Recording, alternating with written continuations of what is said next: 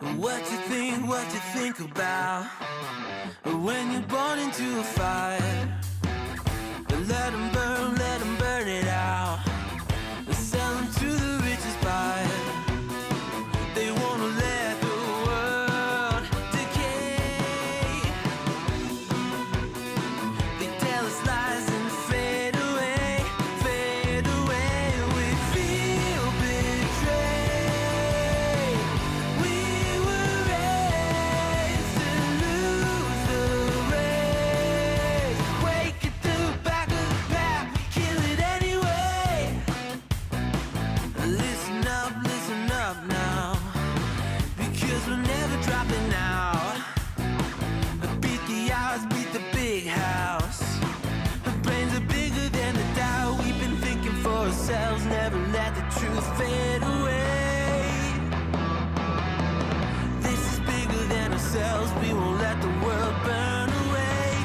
Burn away, we feel betrayed. We were raised What's up? to lose the race. Wake at the back of the pack, kill it anyway. To blame, haters face the world's mistakes.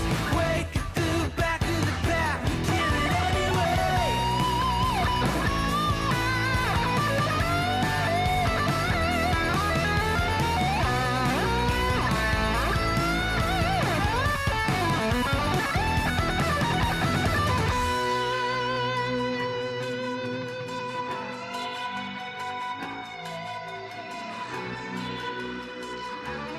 I was busy dealing with a bunch of stupid family shit. Feel betrayed.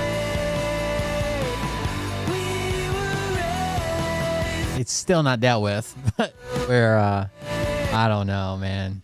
back of the pack, kill it anyway. At first I wasn't mad. I was just like, you know, shit happens. But now the more I think about it, the madder I get. The world's mistakes. Wake at the back of the pack, kill it anyway.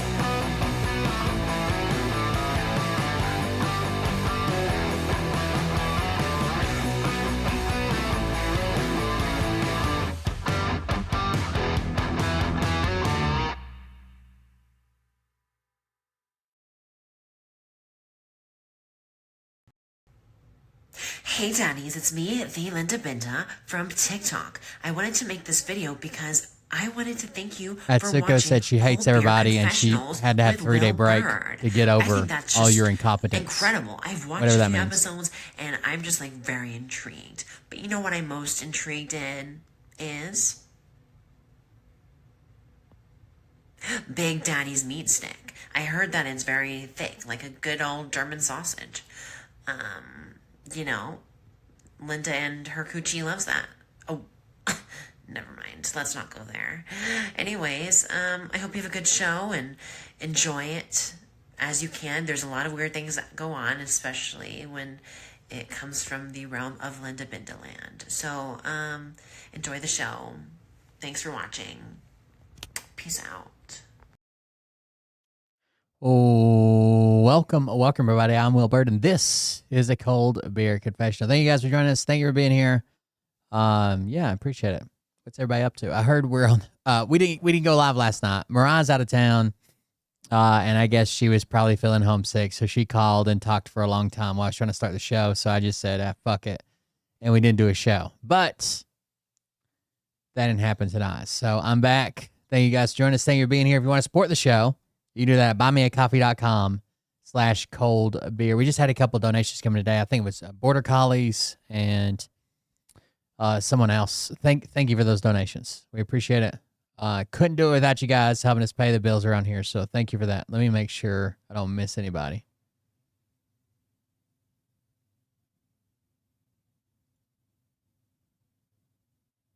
Border Collies, Jennifer Winkler, and Zach and Lisa Red Pill. Thank you, guys. Those are the ones from the last, that Red Pill donation is a while back. So thank you, guys.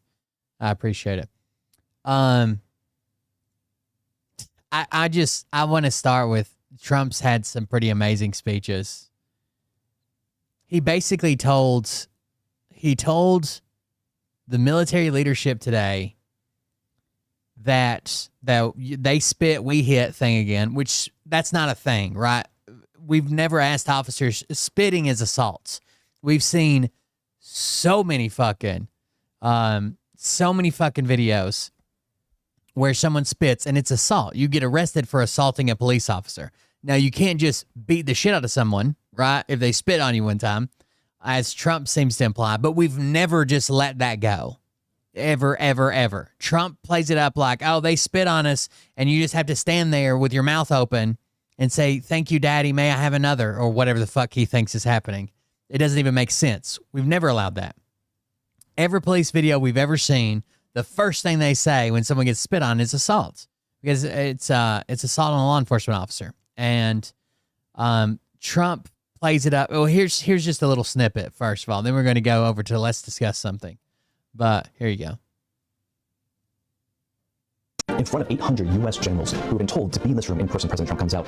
He told the generals, American cities are training environments for their troops. And when discussing the military being face-to-face with civilian protesters, he basically told the generals that they should be allowed to use force and violence against those protesters. Here's that. People are standing there, their mouth is this far away from them, and they're spitting at him, and they're screaming at him.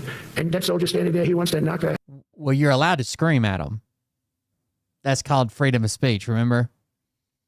I don't know if he's talking about, you know how some people scream and like spit leaves their mouth, right?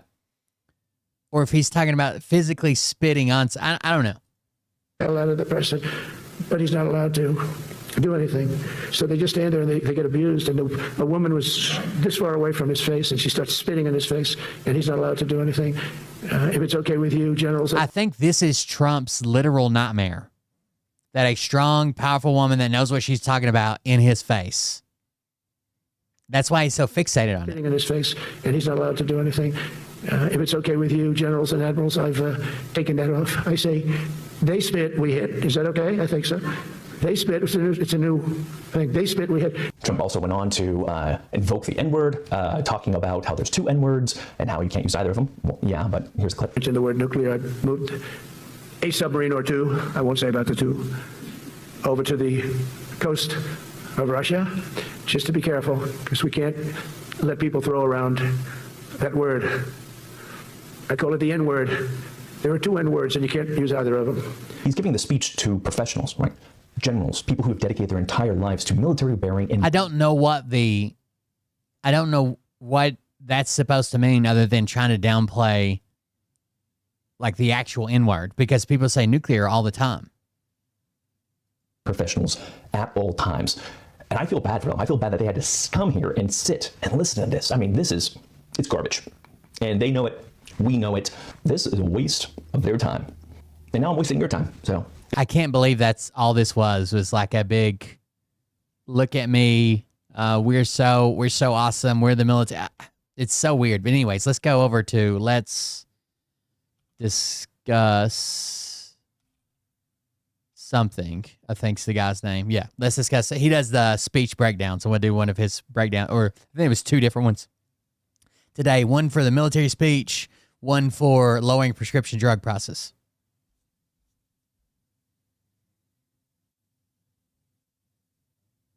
Don't have to, and here's my... I watched Trump's meeting today with leaders of the armed forces, so you don't have to, and here's my overview.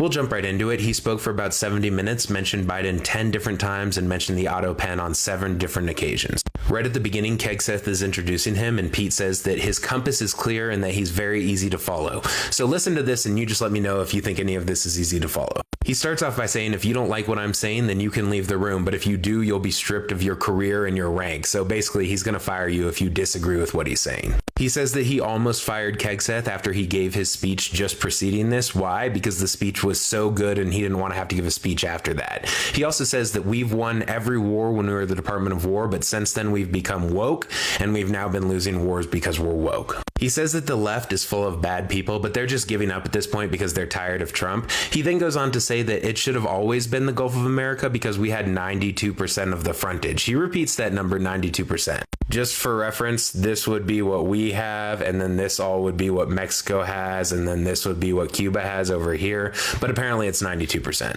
He He says we want it to be named the Department of War because we want no more wars. And then he says that, of course, had he been president, the war in Ukraine would have just never happened.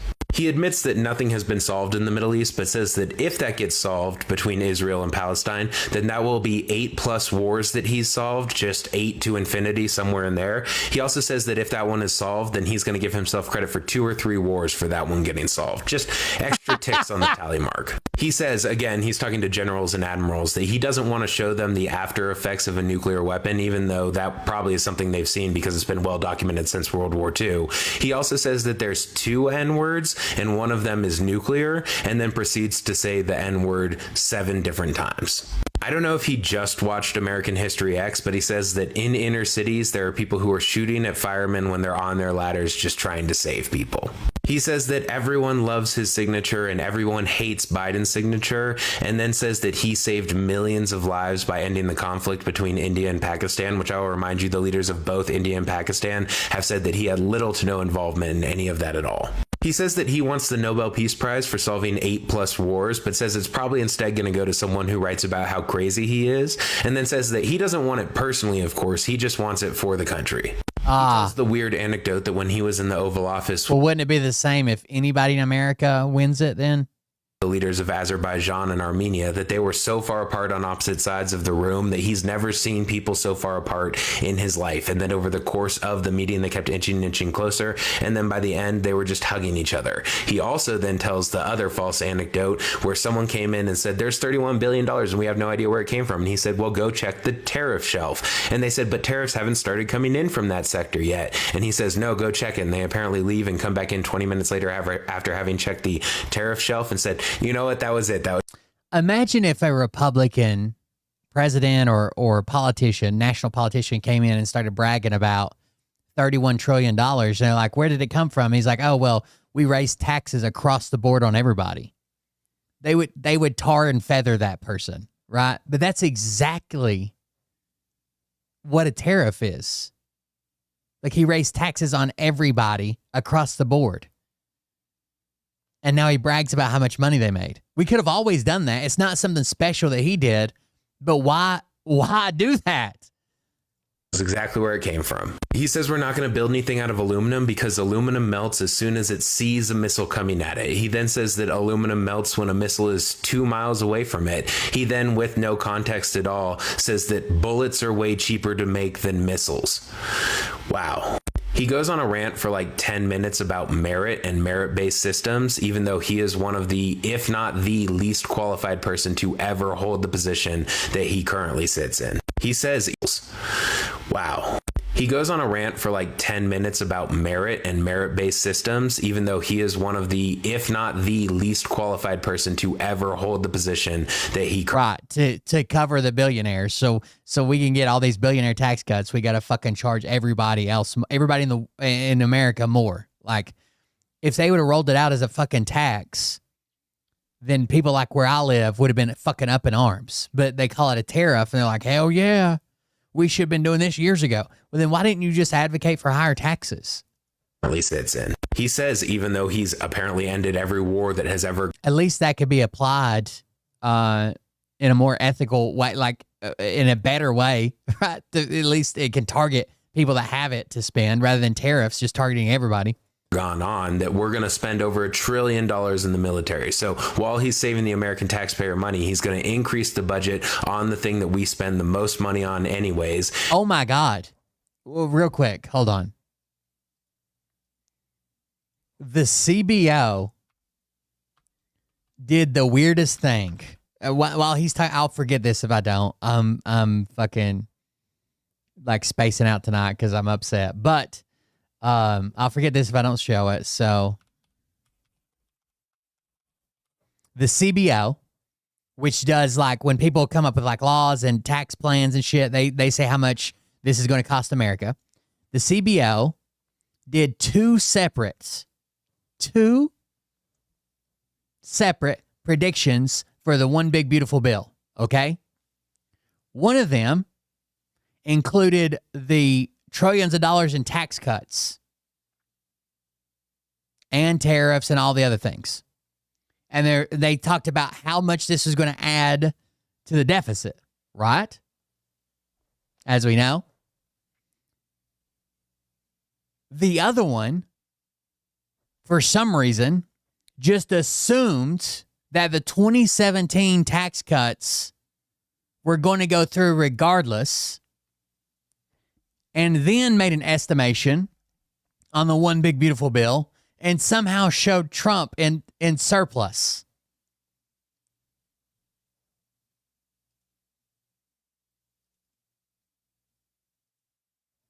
Like, what?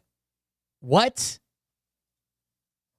Why would you take the biggest piece of the bill out and be like, well, if we don't include this, then look how much money we're going to make? Let me see if I can find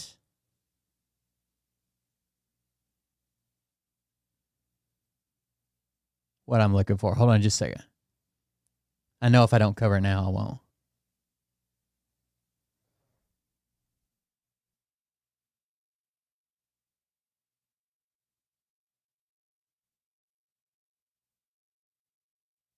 Here it is. We'll actually watch a couple of these videos in a minute. Visited the White House and told Donald Trump that the Congressional Budget Office had revised their estimate on the one big beautiful bill. No longer will... That's not true. They were asked to provide, so they didn't revise it. They were asked to provide a separate rundown of what it would be if we assumed that Trump's tax cuts, which were set to expire, would have been extended in the exact same way that they were extended under the one big beautiful bill. They didn't revise it. Will it be a huge budget deficit? Now it's going to be a budget surplus, according to Chamath. And he reached that conclusion through a complicated technical analysis that I call lying. I don't know if anybody has told you, but we had dinner with Senator Crapo yesterday. Yes. He said that And Trump is so fucking dumb. Trump is so fucking dumb. When he's told this information, he says, oh yeah, it's because of tariffs. It literally has nothing to do with tariffs whatsoever. this incredible thing. When the CBO originally priced the big beautiful bill, they thought it was minus $3 trillion. They just updated it because they have to, and it's actually Because they have to. a surplus. It's like $300 billion. It's an incredible Well, thing. we're taking in hundreds of billions of dollars worth of tariffs. All right, Mr. President, no, tariffs have nothing to do with it. Senator Crapo thinks that the one big beautiful bill, according to the CBO, will result in a $366 billion deficit reduction. And indeed, the CBO does say that. Public Law 119-21, that's the one big beautiful bill, will result in a net decrease in the unified... They should have never, ever, ever put this out. I understand where it's coming from. Like, if we assume that this would have already went through, which was included in the one big beautiful bill. But all this does is give the fucking lunatic right, who can't base anything on fact and don't look anything up, it gives them the ammunition to say, oh, no, look, a fucking deficit. No, we're in a surplus. Look. budget totaling $366 billion. But the CBO published two estimates in the same day. This one, contra Chamath, is actually the first one. The second estimate, also published on the same day, CBO estimates that Public Law 119-21, that's the one big beautiful bill, will result in a net increase in the unified budget deficit totaling $3.4 trillion. Good question. The Congressional Budget Office wrote a letter to the Senate where they explained. They said that CBO prepared two estimates for the legislation. The first is relative to the budget enforcement baseline for consideration in the Senate. Which has always been the budget enforcement baseline. It's always been, we do the baseline, but now suddenly they're doing different ones. And the second is relative to the CBO's January 2025 baseline. The CBO's baseline, every year at the beginning of the year, they make a projection for federal spending, revenue, deficits, and surpluses over the next 10 years, and they assume that current laws will generally remain unchanged. So here are the biggest financial components. Now look at this. The red is the tax stuff. So, of course, if you take out the biggest portion of this bill, it's going to have the biggest change on what the outcome of the bill. of the one big beautiful bill. Their height is their increase to the deficit. The biggest one, extending Trump's 2017 tax cuts, is going to add $4.5 trillion to the deficit.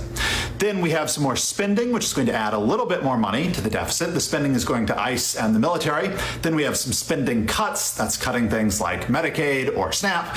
And we have a net result of a $3.4 trillion increase to the deficit. So the CBO baseline says that current laws will generally remain unchanged. Tax cuts from 2017 were set to expire at the end of 2025. One big beautiful bill is going to extend those tax cuts. So according to the Congressional Budget Office baseline, there's a big increase in the deficit. And you can see that here under Title VII, net effect on the deficit, $3.5 trillion coming from reduced. And you can tell they're already using misinformation around it. Oh, they had to revise it because they were wrong. They had to. And I don't know if you've seen this, but they thought it was going to be a $3.4 trillion. It's actually $300 billion surplus. They had to redo it. Revenue. What? Cutting taxes. The other baseline, the budget enforcement baseline, that baseline reflects adjustments regarding current tax policy made by the chairman. And if we look at the summary for the comparison to the budget enforcement baseline, we see that the net effect on the deficit from Title VII is actually minus $181 billion. So what they've done is just erase the biggest financial component. They're saying we're going to assume that the tax cuts were going to get extended anyway. And if we assume that the tax cuts were going to get extended anyway, they do not have the votes. I don't even know why they would assume this. They don't have the votes to extend those tax cuts. Then there's actually no impact without the one big beautiful bill for extending the tax cuts, because we were going to do that anyway. It's like if I went to a car dealership and bought a car for $50,000 and the salesman said, I'll give you some floor mats for $200. And I said, sure. And then later someone asked me, how much did you spend at the dealership? And I thought to myself, well, I was going to buy a new car anyway, so I really only spent $200 on this new car, right? That's not right. Excluding from your analysis the biggest expense, the tax cuts or buying a new car. And then you're concluding, without our biggest expense, it's actually a surplus. It's not that bad if you think about it, excluding the biggest expense. And Trump is just over there going, oh yeah, it's because of the tariffs. No, Mr. President, it's not. The tariffs have nothing to do with it. It's because you're not counting the tax cuts as an expense. And then you didn't spend that much money. No, wow. Chamath, oh, the CBO, they had to do it. They had to update it. Just updated it because they have to. Yeah, they have to. They were asked to prepare two estimates. One estimate compares to the CBO baseline, what things were going to be without the one big beautiful bill. The other estimate says, assume that the tax cuts were going to happen anyway. What would cutting taxes cost if we already were going to do that? And at the end of that letter, they write, would Title VII finance increase the deficit by more than $1.5 trillion? Yes. So yeah, I think this is just lying. Thanks for your time. Chamath visited the. So now we got that out of the way. Let's go back to the speech. And then this is just how easily he swindled. He says that he wasn't going to name the 6th generation fighter jet, but that Boeing came in and said, we want to name it the F-47. And he said he had to think about that for 2 seconds and it was like, hell yeah. He then also says that he was the 45th, 46th, and 47th president of the United States, but he doesn't want to take credit for anything that happened during the 46th term because it was so bad under Biden, even though he apparently was president. He's just saying 2020 was rigged again. He's still saying to a bunch of military leaders that Canada should be the 51st state. Okay. And then he's still saying that $17 trillion in investment has come into the United States, which again, the White House, if you go on the whitehouse.gov right now, the first thing that's available to click is the list of the investments that have come in from foreign and domestic companies. And it shows $8.8 trillion right now. The whitehouse.gov is saying that. And I have also fact checked that number of 8.8 trillion, and it's complete BS because it includes things like 50% of the GDP from UAE for over a decade, which is insane. Even though, again, he's the president of peace and there are no new wars that are going to happen, he wants to build 19 new Navy ships next year. And then he says that aesthetically, he doesn't. Uh-oh, there's a countdown. Here we go, baby. Hold on. 35, 34, 30, 29, 28. It's the shutdown, baby. We're going into shut. By the way, they're trying to blame this on the Democrats, and the Democrats didn't want to help. The Republicans didn't even show up. They didn't even get flights back to vote. They were told not to. They're also blaming illegal aliens somehow, even though the health care for illegal aliens, 9, 8. Illegal aliens aren't eligible for our health care. So 3, 2, 1, boom. Democrats have shut down the government, and now it's counting up. Hell yeah, shut it down. Like the way they look. And even though the people tell him it's about stealth, it's not really about stealth. It's just about the way that they look, and he wants them to look differently, and he wants to start building battleships again. And then he says that the B-2 was all about stealth, and that's why they were able to bomb Iran again as the president of peace. He says that he wouldn't want to be on a refueling. Remember, he thinks that stealth means that you can't see it with your eyes. Not that it has a super, super small radar cross-section. Looks like a fucking bird or a balloon, even though it's this gigantic plane with tons of bombs in it, right? He thinks that other pilots in the air can't physically see it. Plane because they hold hundreds of thousands of gallons of fuel, and you don't even want to know what happens if one of them gets shot. I mean, I just Googled it. They hold 55,000 gallons of fuel. I don't know why he feels he must lie and or just talk about a topic that he knows nothing about. It's crazy. You know that there's some guys there from the Air Force. It's like a refueler holds 55,000. Where's he getting this hundreds of thousands of gallons? Out in front of people who know about that topic. He calls Democrats the enemy from within, and then says that they are comparable to the vicious enemies that the military has to be fighting. So he's just comparing the party that directly opposes him to our military enemies, which is just, I can't see a single problem with that. He claims that I think, personally, the Golden Dome is the dumbest idea. I think the Golden Dome is to defend against medium-range ballistic missiles. Everybody understands that? Medium-range ballistic missiles. Who the fuck's going to be firing medium-range ballistic missiles at us? Mexico? Canada? Because nobody can get within a couple hundred miles of our shores if we're up-tempo and protecting them. I would actually agree with Trump if this development and the money was going into we are woefully behind on some type of drone defense. Small, probably under 50 pounds that carry like a couple kilogram payload. We're woefully behind. We went into full fucking panic mode when Ukraine used folded cardboard remote control planes that they got from Australia to drop down payloads because our radars couldn't pick them. Our radars can. So it's fidelity, right?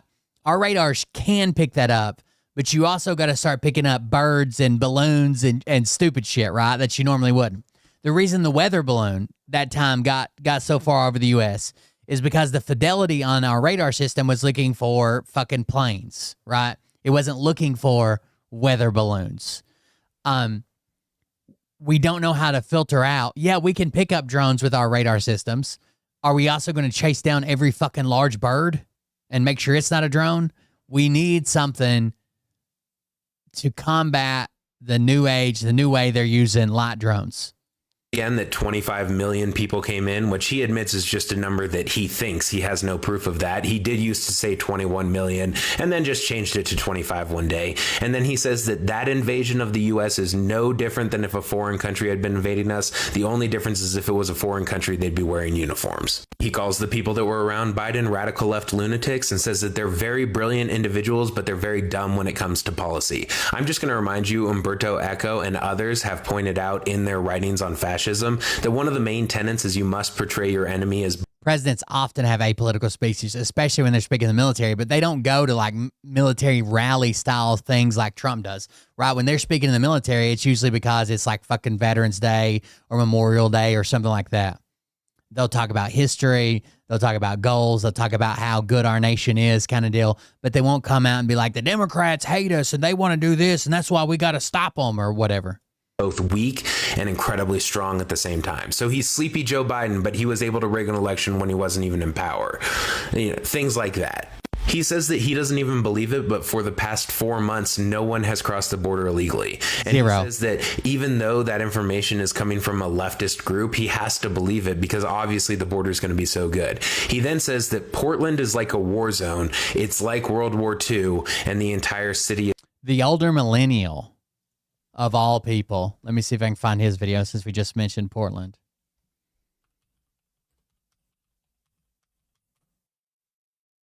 The older millennial called out Trump over Portland, Oregon. I don't know if he's changed his stance yet. The United Kingdom now has more. I just want to say that if you look at the problems in your life and so as not to offend their newly arriving. All right, fine. Let's talk about Bad Bunny at the Super Bowl. Y'all liberals understand. Y'all ever see how racist? Actually, it must be in a different batch of videos. It looks. This is the last video I'm going to make about Europe. Liberals, I legitimately don't understand how. So just to be clear, this is the guy that this thought process right here is toxic. Right here. Guys, Trump deploying the military. Sending troops to Portland is not okay, but we're going to read his comments.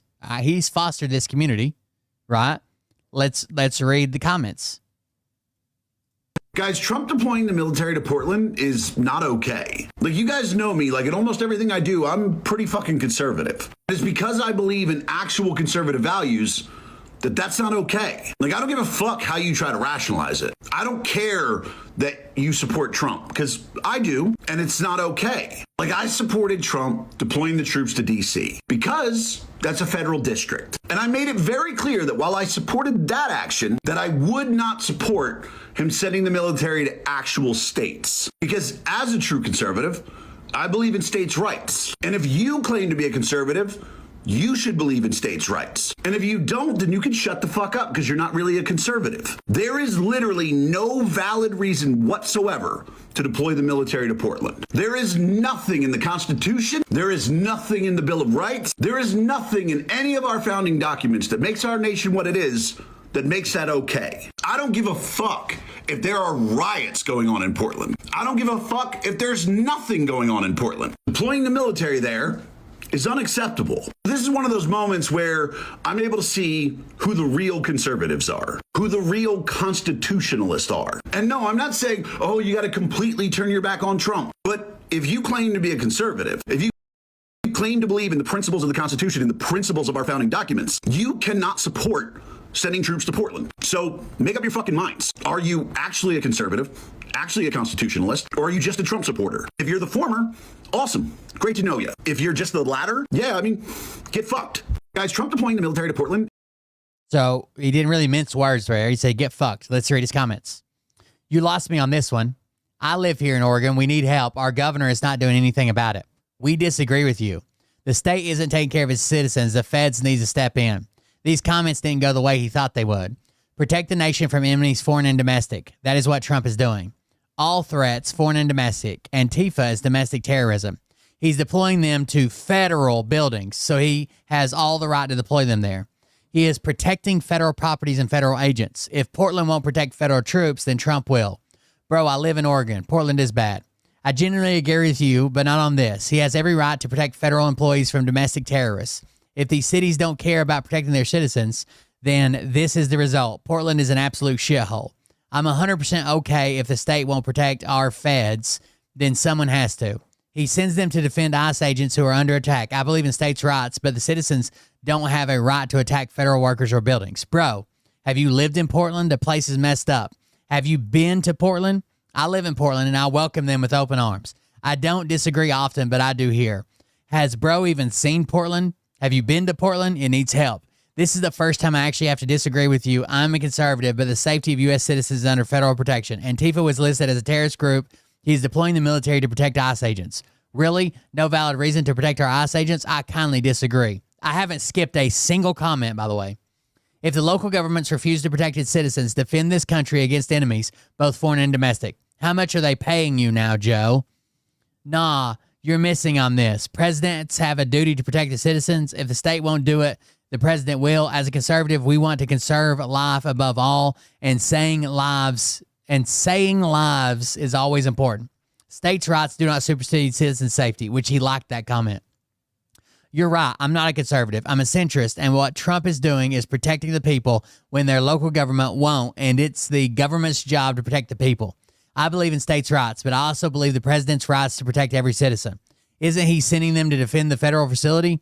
Guess what? He's doing it, and we don't give a fuck what you want to cry about. He is cleaning out terrorists in America. He is doing what needs to be done. Grow up and get over it. Yeah, no. The government has an obligation to protect its citizens. If the state refuses to do so, the federal government has an obligation to step in. I'm 100% about states' rights. My question is, how does the government protect federal agents and citizens when the liberal governments are doing nothing? He liked that comment as well.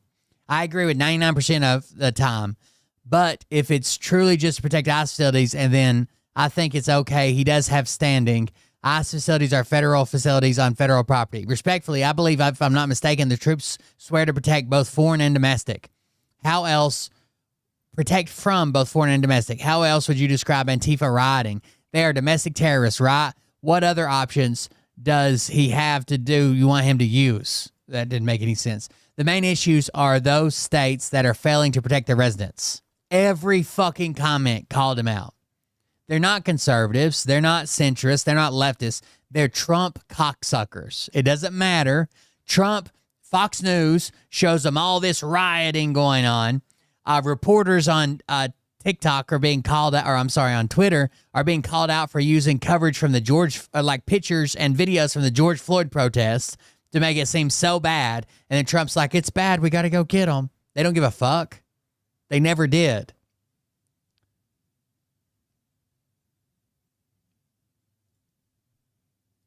Burning down, and he says he knows that because he's getting plenty of images out of Portland, and apparently the leaders in Portland are just lying to him when they say that it's not burning down. He says again that 300,000 people. I saw a live stream from there last night when I was on the phone with Mariah. They didn't do a show, and they were doing the goddamn Cupid Shuffle. Seems really dangerous. People died of drug overdoses last year. I will remind you the numbers between 80 and 100,000. He also says that every ship that comes in from Venezuela, or every boat that comes in from Venezuela, represents 25,000 dead Americans. And then he says that they've blown up 4 of them. I only knew about 2, and just because he posted them on his True Social. He called protesters insurrectionists and said that they're paid by George Soros and the radical left. And then he says that there has been no crime in D.C. in weeks. Nothing. No assaults. No drunk driving, no murders, nothing. 0 crime in a major U.S. city for weeks, apparently. He says when he's walking down the stairs, he can only think about not falling because he doesn't want that to be part of his legacy, even though the fact that he's a rapist and a felon and a war criminal will also be part of his legacy. He doesn't care about those things. He also says that he hated... We've already seen him fall down the stairs and up the stairs. ...everything about Obama, but he was really impressed with how fast Obama could go down the stairs without trying. You guys aren't going to believe this one. He says that a year ago we were a dead country and now we're the hottest country in the world. He says that was told to him by all the leaders in the Middle East, every single person at NATO, and now he's claiming that Putin also told him that when they met in Alaska. He would swear to you that he's not a Russian propaganda. I don't even doubt that people that want shit from him do say that to him. I very seriously doubt that everybody he's met, like all the leaders of the Middle East, all the NATO, he's so easy to play. Like, if you're a world leader, your checklist is talk about how awesome he is, talk about how good he's doing, talk about how the country was dead, but then it's on fire now. Only he could have brought it back. Talk about how the Ukraine war never would have started if he'd have been there. Talk about how the country was woke, but he's unwoken it, and they want to transfer everybody. And he'll do anything for you. He'll do literally anything for you.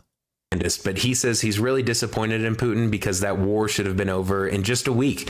He should have been able to knock it out in just a week. He reiterates what he said yesterday, which is that every leader in the world wants to be on the board of peace, but he's going to do the very selfless act of leading that, even though he's a very, very busy man. He then says that every country in NATO calls him the president of NATO. 10%ers, I also watched the press speech that he gave on the drug prices being reduced, which was also absolutely insane. So that's what you're going to get right after I post this video. I'll be making that one. We're going to that today too. With leaders of the armed forces, so you don't have to. And here's my...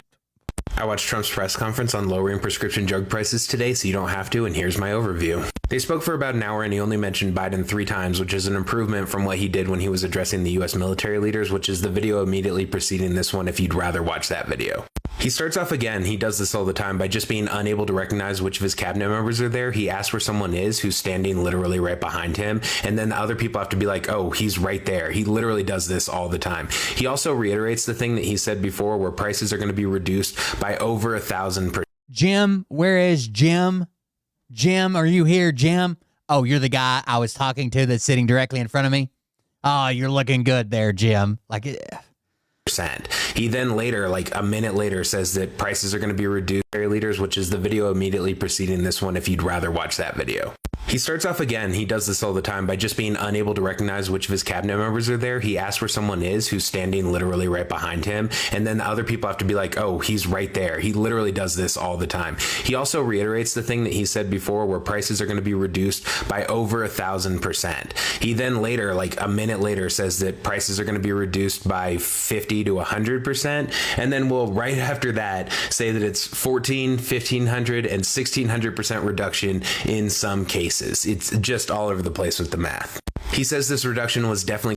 How do we get 100+% reduction in the price of drugs? Are they going to pay us to take them?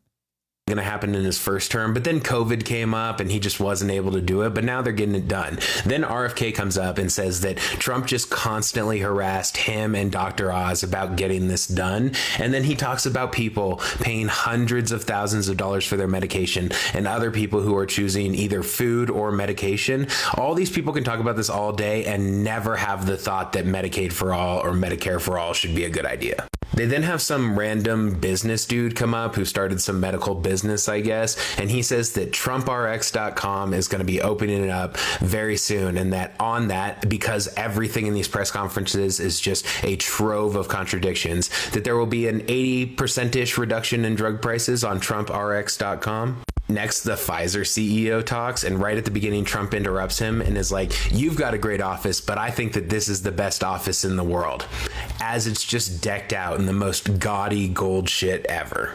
Now it's time for Trump to start speaking again. He says that his meeting on Tylenol went super duper well and he got very high marks on that, whatever that could possibly mean. He then reiterates again that there's going to be over 1,000% reduction in drug prices, and he uses these numbers. He says a pill that was $10 in London costs $130 in the US. Remember when he's like, I got a friend, but he's really fat. He's a big fat guy, a big old fatty, and he takes weight loss fat shots. And he was over in Europe and said, I can't believe it, over here the shots are $10 and I pay $5,000 for my big fatty fat shots. Remember that story? And that we're going to get it down to $10, which would be, if you do the math, a 92% reduction. He then, like 2 minutes later, says that, in fact, what's actually going to happen is we're going to get it... He's a wonderful businessman. He's just so fucking fat. Down to like $18, and then in other countries it's going to go up to $18. So again, a reduction from $130 to $18 a pill, which works out to 86% reduction, because he does not understand that greater than 100% reduction would be drug companies paying you to take their drugs. He says even though these numbers are fantastic, they're going to get even better over time, and that next week he's going to be showing you the 1,000+% reduction in drug prices. Next week, just next week, it's going to be here. He also says they're going to try and do the exact same thing with the U.S. healthcare system, but that it's a different group of people, so he doesn't know whether or not he's going to be able to get that done. He says that Obamacare is a failure and that it's in the lower 20% of healthcare. I don't even know what that means. He then also says that prescription medicine is 50% of the cost of healthcare in the United States. You can just Google it. It's 8.9%. He says the Pfizer CEO did a great job with the COVID. And then he says that if in other countries they still refuse to raise their drug prices, he's just... Like, he just doesn't understand math. Right? Let's say you have a $100 drug and you have 1,000% reduction, which is on the low end of some of his estimates. He's saying 1,600, 1,800, all that. Right? let's say you have a $100 drug and 1,000% reduction. That means you would get back, they would pay you $900 to take the drug. I used to pay $100 for my medicine. Now when I go to the pharmacy, they give me my medicine and they give me $900 cash. Just going to tariff them. He says that Pfizer is going to put $70 billion of investment into the United States. The Pfizer CEO does not dispute this, but I will let you know that the market cap of Pfizer is $144 billion, and their revenues from 2024 was only $63 billion. So they're going to put in more than their entire revenue from last year into investment in the United States, which makes perfect sense. He claims again that $17 trillion has come in investments in the past 8 months. I don't know why I have to keep fact checking this one, because the first thing you find on whitehouse.gov is the list of foreign and domestic investments, which totals up to $8.8 trillion. And I fact checked that number, and that number is also complete bullshit. We're up to 20 minutes, 43 seconds. The Democrats have shut down the government. He says that 2020 was rigged, of course, and then he says that insulin cost $200, $300, $500, and you couldn't even get it, and then he got it down to $35, but then Biden stole credit for that. All that he did was sign an executive order which temporarily reduced pricing of insulin, and then Biden was able to, through legislation, actually permanently reduce the price of insulin. So he just is lying, of course. On that note, too, he also calls that reduction in the price. You can tell that that the playbook came from the top, all the way from Stephen Miller and J.D. Vance and Donald Trump, that the Democrats are shutting down the government because they want fucking a funding bill that gives free healthcare to illegals. This is not true at all. Okay, absolutely not true. But they're all repeating it in lockstep. In fact, they're going to be, if they cut a bunch of subsidies that are going to cause people's health care shortly to go up. Some of them double and triple in price, some of them more. They want those subsidies back. That's for U.S. citizens, people here legally. Your health care is fixing to shoot through the fucking roof, and they want that back. That's all they've asked for.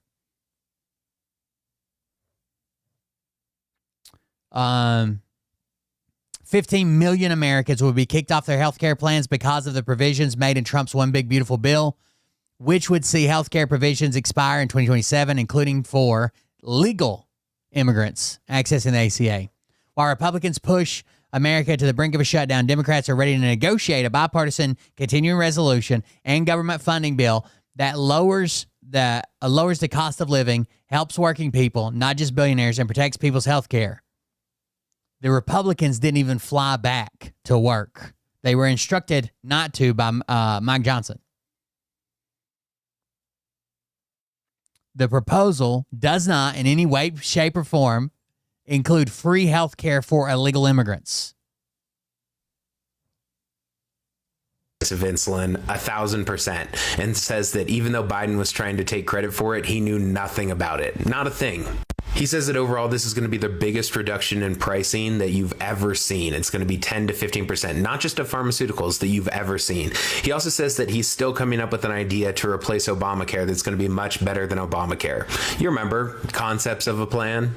Oh, sorry, I just realized I wasn't dressed properly for this. He says that Democrats want to give immigrants the Cadillac of insurance, and then says that 0 people have crossed the border in the past 4 months, and he can only trust that because it comes from a very liberal group. He then says that Dems want open borders, men and women's sports, and transgender for everyone. And then he says that transgender surgery is bad. Just in general, bad.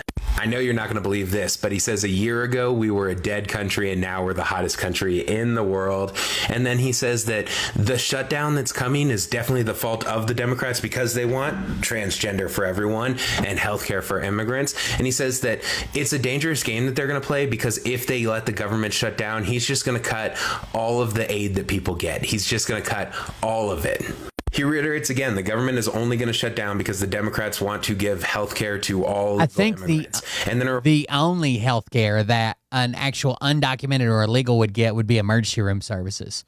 The problem is there's plenty of people here with legal status they're trying to kick off as well. Not only me and you, or low-income versions of me and you if you qualify for Medicaid, Medicare, but like people that are here, temporary protected status or DACA kids, shit like that. Those people are eligible for Obamacare, and the government's trying to kick them all off, all of them. But it's only if you're here without a legal status, it's illegal. It's against the federal law for you to access our healthcare system. There's no way around it.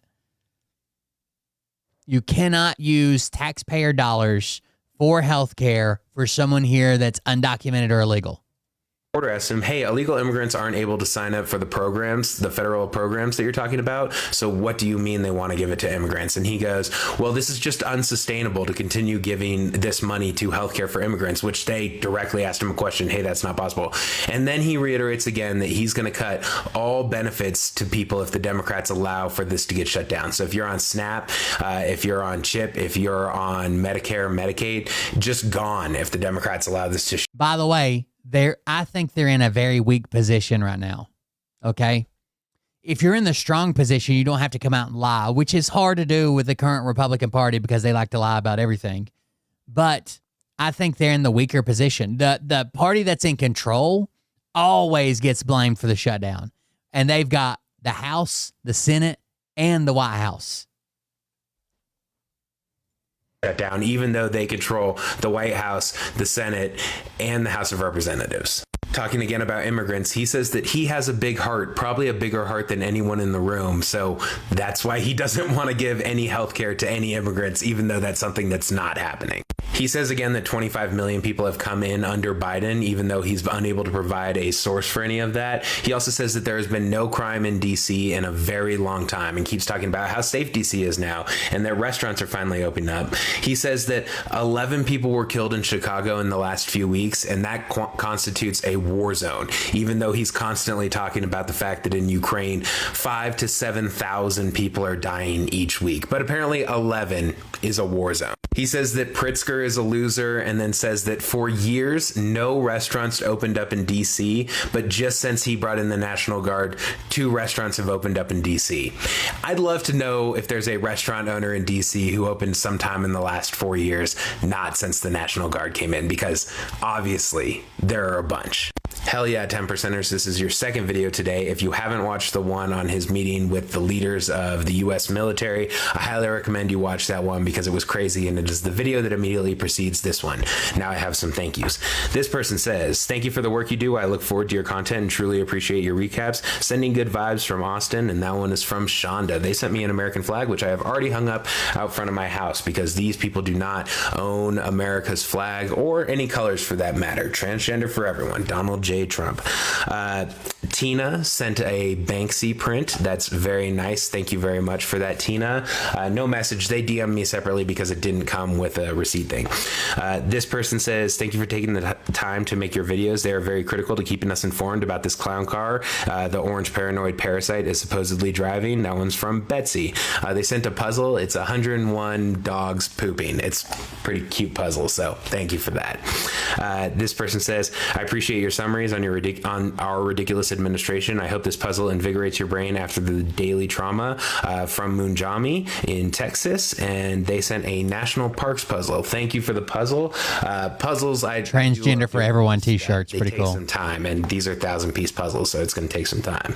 This one says, enjoy your gift. Thank you for watching and breaking down all the speeches so I don't have to. From Carrie H.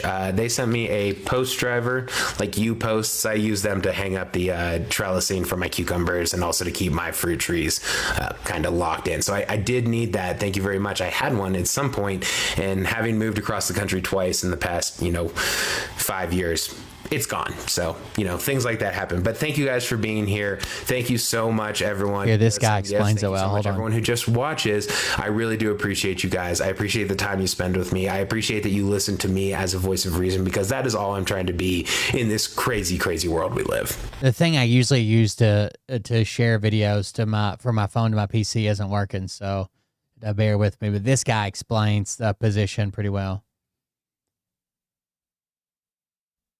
If Democrats are in such a weak position on the shutdown, why are Trump and Republicans desperately lying to spin it? I'm not going to lie. I was unsure that Democrats are in a strong enough position on this government shutdown fight. But over the last 24 hours, Trump and Republicans have zeroed in on their message. And I think they're in a much weaker position than people think, because they keep on repeating a blatant lie that any fourth grader could disprove. Take a look. The Democrats are threatening to shut down the entire government because they want to give hundreds of billions of dollars of health care benefits to illegal aliens. They wanted to, as you said, restore taxpayer-funded benefits, okay? Hard-working taxpayers in America. They want to take your funds and give that for benefits to illegal aliens. They will not fund the operations of the federal government that your tax dollars pay for unless they get free health care for illegal aliens. How many federal workers do you plan to lay off? Well, we may do a lot, and that's only because of the Democrats. And as you know, they wanted to be able to take care of people that are coming to our country illegally. There is nothing in Democrats' proposal that has anything to do with undocumented immigrants. Nothing. Undocumented people can't buy health care on the Affordable Care. Unauthorized immigrants are largely barred from federally funded healthcare programs. They cannot buy healthcare plans on government exchanges set up by the ACA, and therefore cannot receive any subsidies from the federal government. They are also ineligible for Medicaid, Medicare, and the Children's Health Insurance Program, CHIP. The Democrats' budget proposal does not make them eligible for these programs. Act. Again, the only thing that's covered is emergency, like life-saving emergency services, and then states do their own thing. So, like if you say, "Oh, California gives health care," that's a state thing, right? That has nothing to do with federal dollars.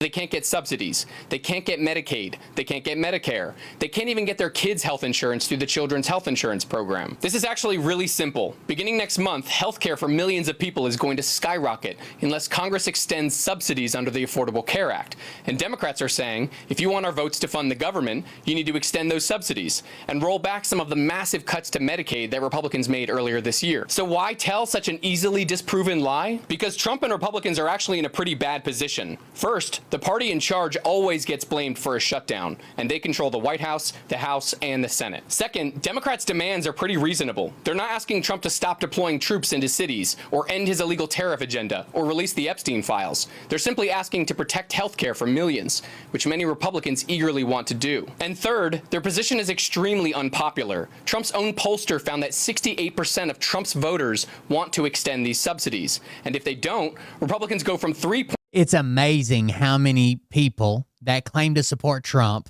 support positions that Trump is 100% against when they don't mention Trump's name and they explain the position.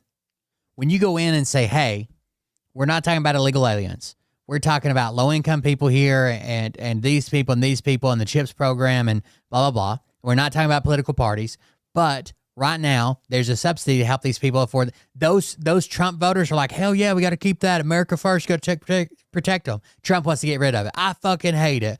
It's probably a slush fund. Points behind Democrats on a generic ballot to 15 points behind Democrats. If you're in a strong position, you don't have to lie about your opponent's demands. But lying and scapegoating immigrants is literally their only play. And it's a tell for how weak their hand actually is. I want to see what this is good trouble.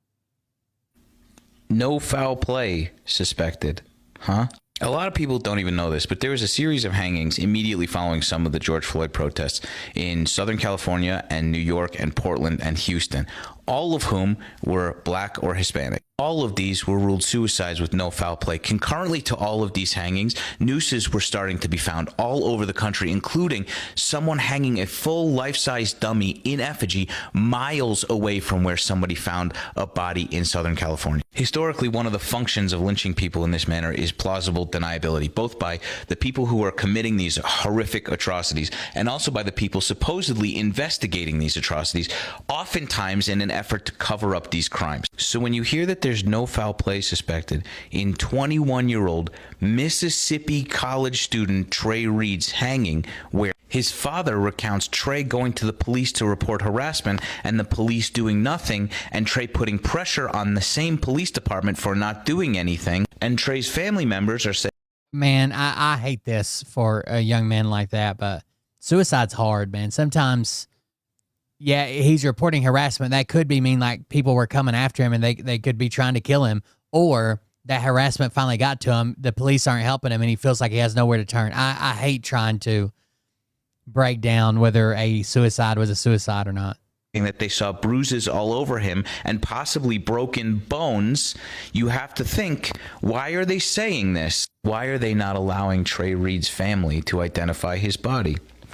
What possible fucking reason for that could there be, you think? The other reason that people are brutally lynched like this is because it is a very effective intimidation technique. It is a brutal message delivered to people who look like the person who was targeted, delivered by people who feel the need to express their superiority, their supremacy. Considering what has happened this week, considering the fallout of political violence and the target of the fallout of political violence inevitably being marginalized communities, the timing of this is immaculate. No foul play suspected is, in my opinion, considering everything, literally unbelievable.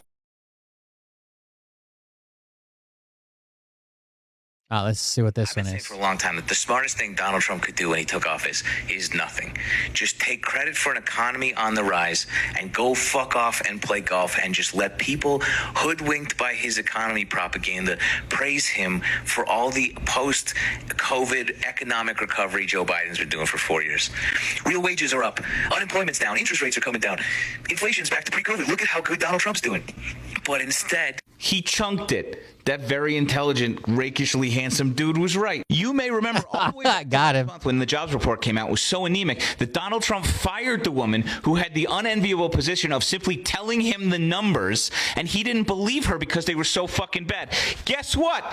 They're worse now. Unemployment has risen to the highest point it's been since 2021. Yeah, I didn't. That's true. Like a tree out in public. That is really, really fucking weird. I figured he was found in his room. I don't know anything about this case.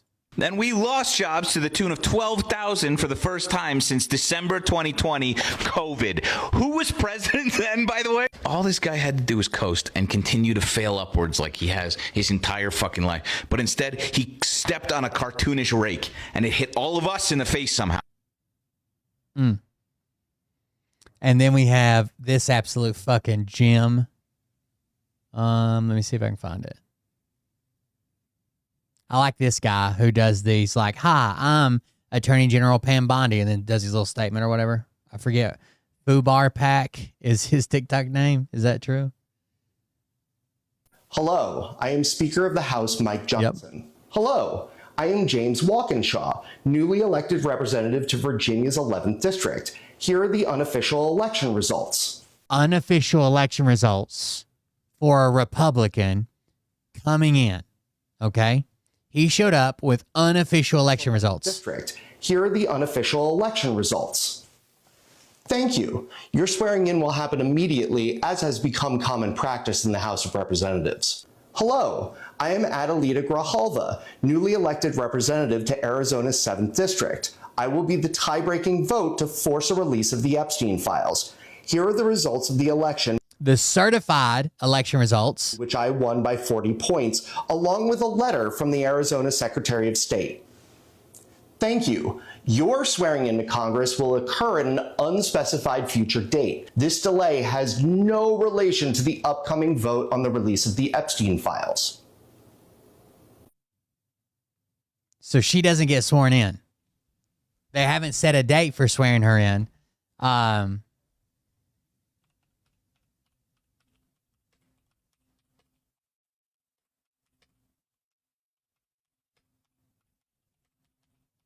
Because she's a Democrat and because the Epstein vote.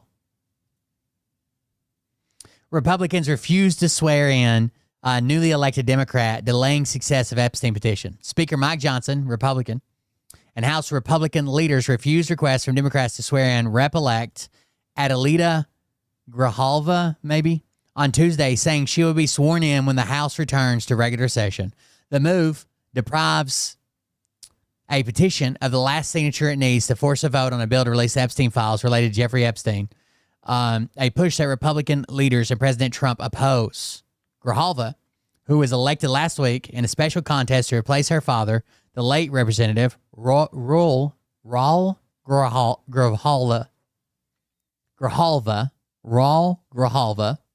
has already vowed to sign the discharge petition as soon as she's sworn in, and the bipartisan lawmakers pushing to release the Epstein files had hoped to launch the process as quickly as possible. Grijalva is in Washington this week, along with a host of House Democrats who returned to the Capitol during a recess to pressure GOP leaders to negotiate a bipartisan government funding bill. Although there are no votes scheduled, the House floor opened up briefly at noon Tuesday for a pro forma session, a routine procedure allowing one chamber to pause floor activities for long stretches without the consent of the other. Rep. Morgan Griffin, a Republican from Virginia, presided over Tuesday's pro forma session, gaveling out and refusing to recognize Democrats shouting on the floor as they attempted to force a vote on a Democratic proposal to keep the government open. He did not swear in Grijalva.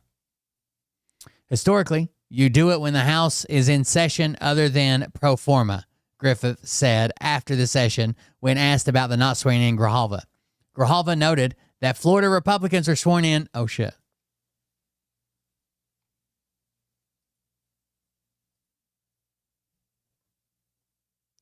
Just a second, I accidentally hit back.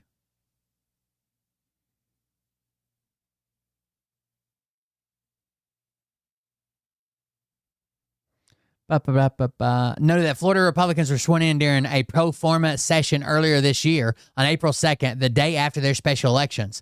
The House had been in session the day before.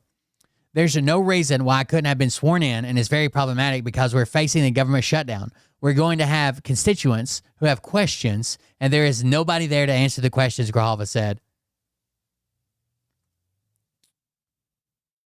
God damn, stop fucking bouncing around. She said she has not had any direct communication with the Speaker's office on when she will be sworn in. Your guess is as good as mine, Grijalva said on the timing. A spokesperson for the Speaker's office, though, indicated that Grijalva will be sworn in when the House returns in regular session, currently scheduled for October 7th. As is standard practice, with the House now having received the appropriate paperwork from the state, the Speaker's office intends to schedule a swearing in for the representative-elect when the House returns to session. The House was previously scheduled to be in session on Monday and Tuesday, but Republican leaders canceled those voting days as they aimed to pressure Democrats to accept the GOP-crafted stopgap funding bill. Again, it's not like they're not supposed to be in session. They are. They canceled these voting days. The House was previously scheduled, and all the Democrats still showed up.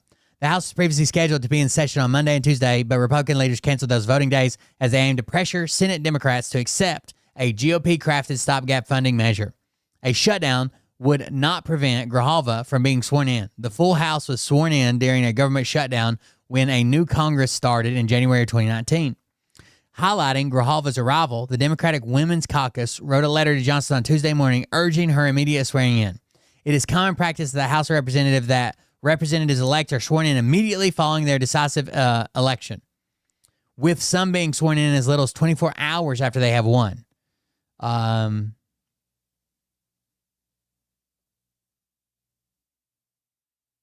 The chair of the group said. Johnson's decision to refuse the Democrats has no bearing on the current shutdown debate because it doesn't change the House voting math for passing bills. The chamber currently has 219 Republicans and 213 Democrats, and the Republicans' small cushion will be the same even if the Democrats add a seat. On any party line vote, Republicans can afford just 2 defections, assuming all members are present and voting. But Grijalva swearing in would be a major development for the discharge petition to force a vote on the Epstein files, led by Rep. Thomas Massie and Ro Khanna. It is just one signature away from reaching 218 names, the number needed to bypass Republican leadership and force action to the House floor. Just 3 Republicans in addition to Massie, which are MTG, Nancy Mace, and Lauren Boebert, have signed the petition. Republican leaders argue that the bill doesn't adequately protect victims and that the House Oversight and Government Reform Committee is already investigating the matter. Just trust them. Representative James Walkinshaw, Democrat from Virginia, who was elected earlier this month to the seat that was held by late Representative Gary Conley had successfully exerted similar pressure on GOP leadership by driving to the Capitol the day after he was elected and demanding to be sworn in so he could sign the discharge petition. Walkinshaw was sworn in on a day the House was voting, not in pro forma session. Either way, it's fucked up. They will do anything to slow down the Epstein files. You don't need to see them. We're already investigating them. We're already doing. Oh, you might not protect the victims, motherfuckers. Y'all didn't protect the victims.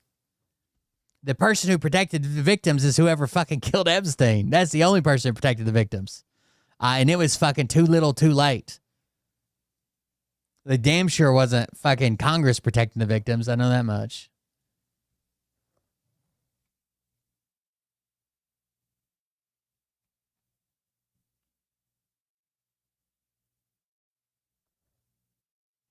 Let's see what else we got. Oh, you guys remember we just went over David Kitchen being a scamming piece of shit? He got arrested this morning in West Virginia. It's a disgusting... His name on Rumble is DC Intel. He was arrested this morning. It's a disgusting video, and we're going to continue to make clear bigotry will get you nowhere. We are fighting to protect the health care of the American people in the face of an unprecedented... This is the President of the United States. Yes. Ted Cruz. Let's see if while we're on Twitter, I'm sure it's here.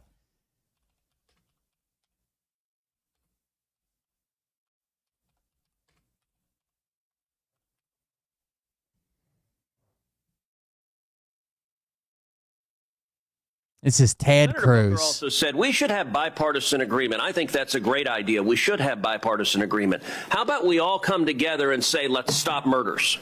How about we all come together and say, let's stop rape? How about we all come together and say, let's stop attacking pedophiles? Senator Booker also pedophiles. How about we all come together and say, let's stop attacking pedophiles? How about we all come together and say, let's stop attacking pedophiles? How about we all come together and say, let's stop? It's kind of wild, no? Let's stop attacking pedophiles. Ted Cruz, how about we all come together and stop attacking pedophiles? Together and say, let's stop attacking pedophiles. How about we all come together and say, let's stop attacking pedophiles?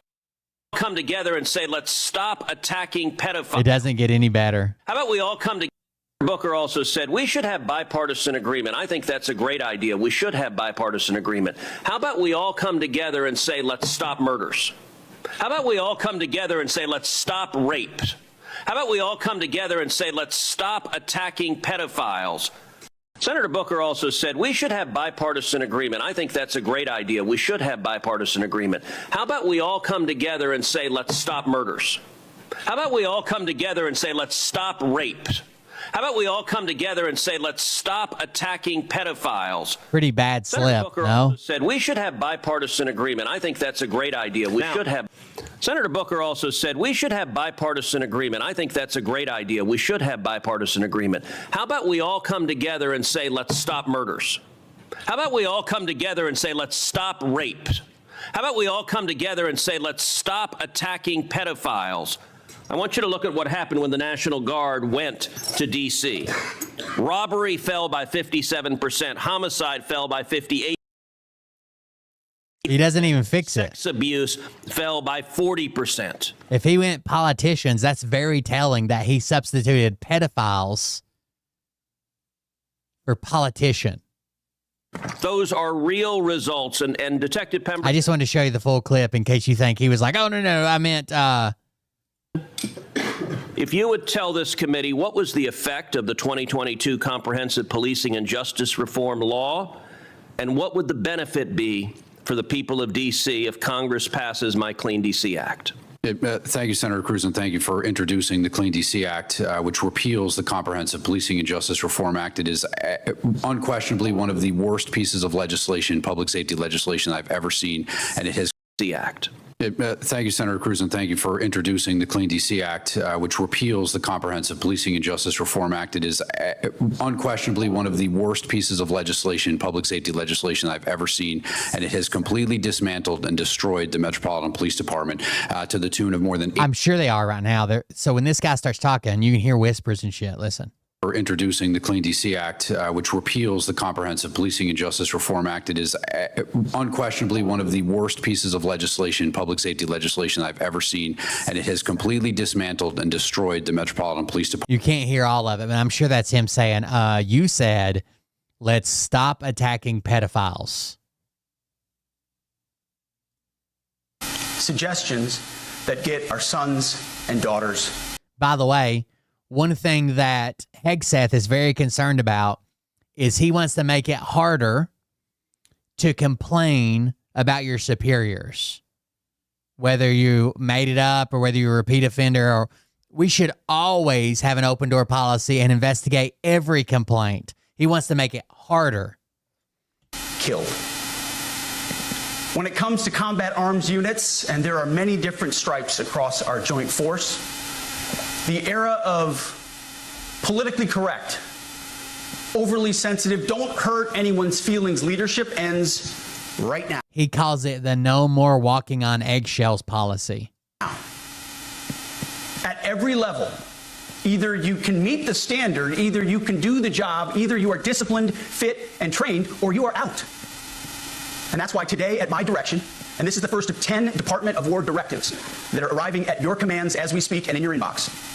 Today, at my direction, each service will ensure that every requirement for every combat MOS, for every designated combat arms position, returns to the highest male standard only. Because this job is life or death. Standards must be met. And not just met, at every level, we should seek to exceed the standard, to push the envelope, to compete. It's common sense. And core to who we are and what we do, it should be in our DNA. Today, at my direction, we are also adding a combat field test for combat arms units that must be executable in any environment at any time and with combat equipment. These tests, they'll look familiar. They'll resemble the Army Expert Physical Fitness Assessment or the Marine Corps Combat Fitness Test.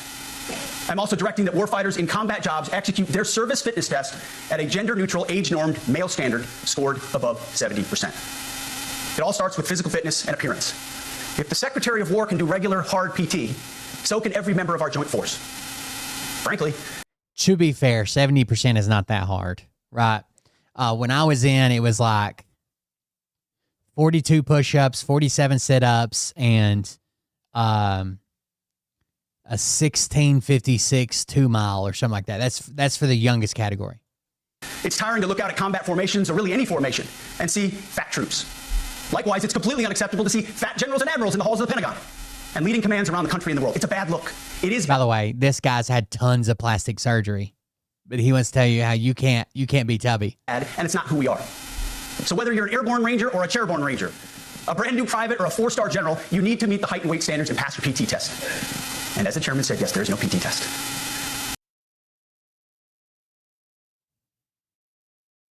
Here is the walking on eggshells one. The chairman of the Joint Chiefs of Staff, General Dan Kane. White House as the president meaningful event for risk and unity in other view. The Joint Chiefs must prepare our first commander-in-chief, George Washington. The first preparing for war and preparing to win. Unrelenting. Our number one job, of course, is to be strong so that we can prevent war in the first place. The president talks about it all the time. It's called peace through strength. And as history teaches us, the only people who actually deserve peace are those who are willing to wage war. It's a truth as old as time. And since waging war is so costly in blood and treasure, we owe our republic a military that will win any war we choose, or any war that is thrust upon us. If necessary, our troops can translate that for you. True, full stop. Nobody can touch us. It's not even close. This is true largely because of the historic investments that he made in his first term, and we will continue in this term. But it's also true because of the leaders in this room and the incredible troops that you all lead. But the world, and as the chairman mentioned, our enemies get a vote. You feel it, I feel it. This is a moment of urgency, mounting urgency. Enemies gather, threats grow. There is no time for games. We must be prepared. If we're going to prevent and avoid war, we must prepare now. We are the strength part of peace through strength. More counter-UAS, more space, more speed, leadership, and real military capabilities. The War Department is tackling and prioritizing, likewise, the nature of the threats we face in our hemisphere. The topic today is about the nature of ourselves at the War Department. If I've learned one core lesson in my 8 months in this job, it's that personnel is policy. Personnel is policy. The best way to take care of troops is to give them good leaders committed to the warfighting culture of the department, not politic brutish, inglorious, and a terrible waste. Combat leaves an indelible mark on those who are forced to endure it. The only redeeming factors are my comrades' incredible bravery and their devotion to each other. In combat, there are thousands of variables, as I learned in Iraq and Afghanistan, and as so many of you did in so many more places. Leaders can only control about 3 of them. You control how well you're trained, mostly how well you're equipped, and the last variable is how well you lead. After that, you're on your own. Our warfighters are entitled to be led by the best and most capable leaders. That is who we need you all to be. Even then, in combat, even if you do everything right, you may still lose people because the enemy always gets a vote. We have a sacred duty to ensure that our warriors are led by the most capable and qualified combat leaders. This is one thing you and I can control, and we owe it to the force to deliver it. For too long, we have simply not done that. The military has been forced by foolish and reckless politicians to focus on the wrong things. In many ways, this speech is about fixing decades of decay. Some of it obvious, some of it hidden. Or as the chairman has put it, we are clearing out the debris. Removing the same guy that had to put in a makeup studio at the Pentagon, remember? The distractions. Clearing the way for leaders to be leaders. So-called firsts. We've pretended that combat arms and non-combat arms are the same thing. We've weeded out so-called toxic leaders under the guise of double-blind psychology assessments. Toxic leaders are definitely a thing, right?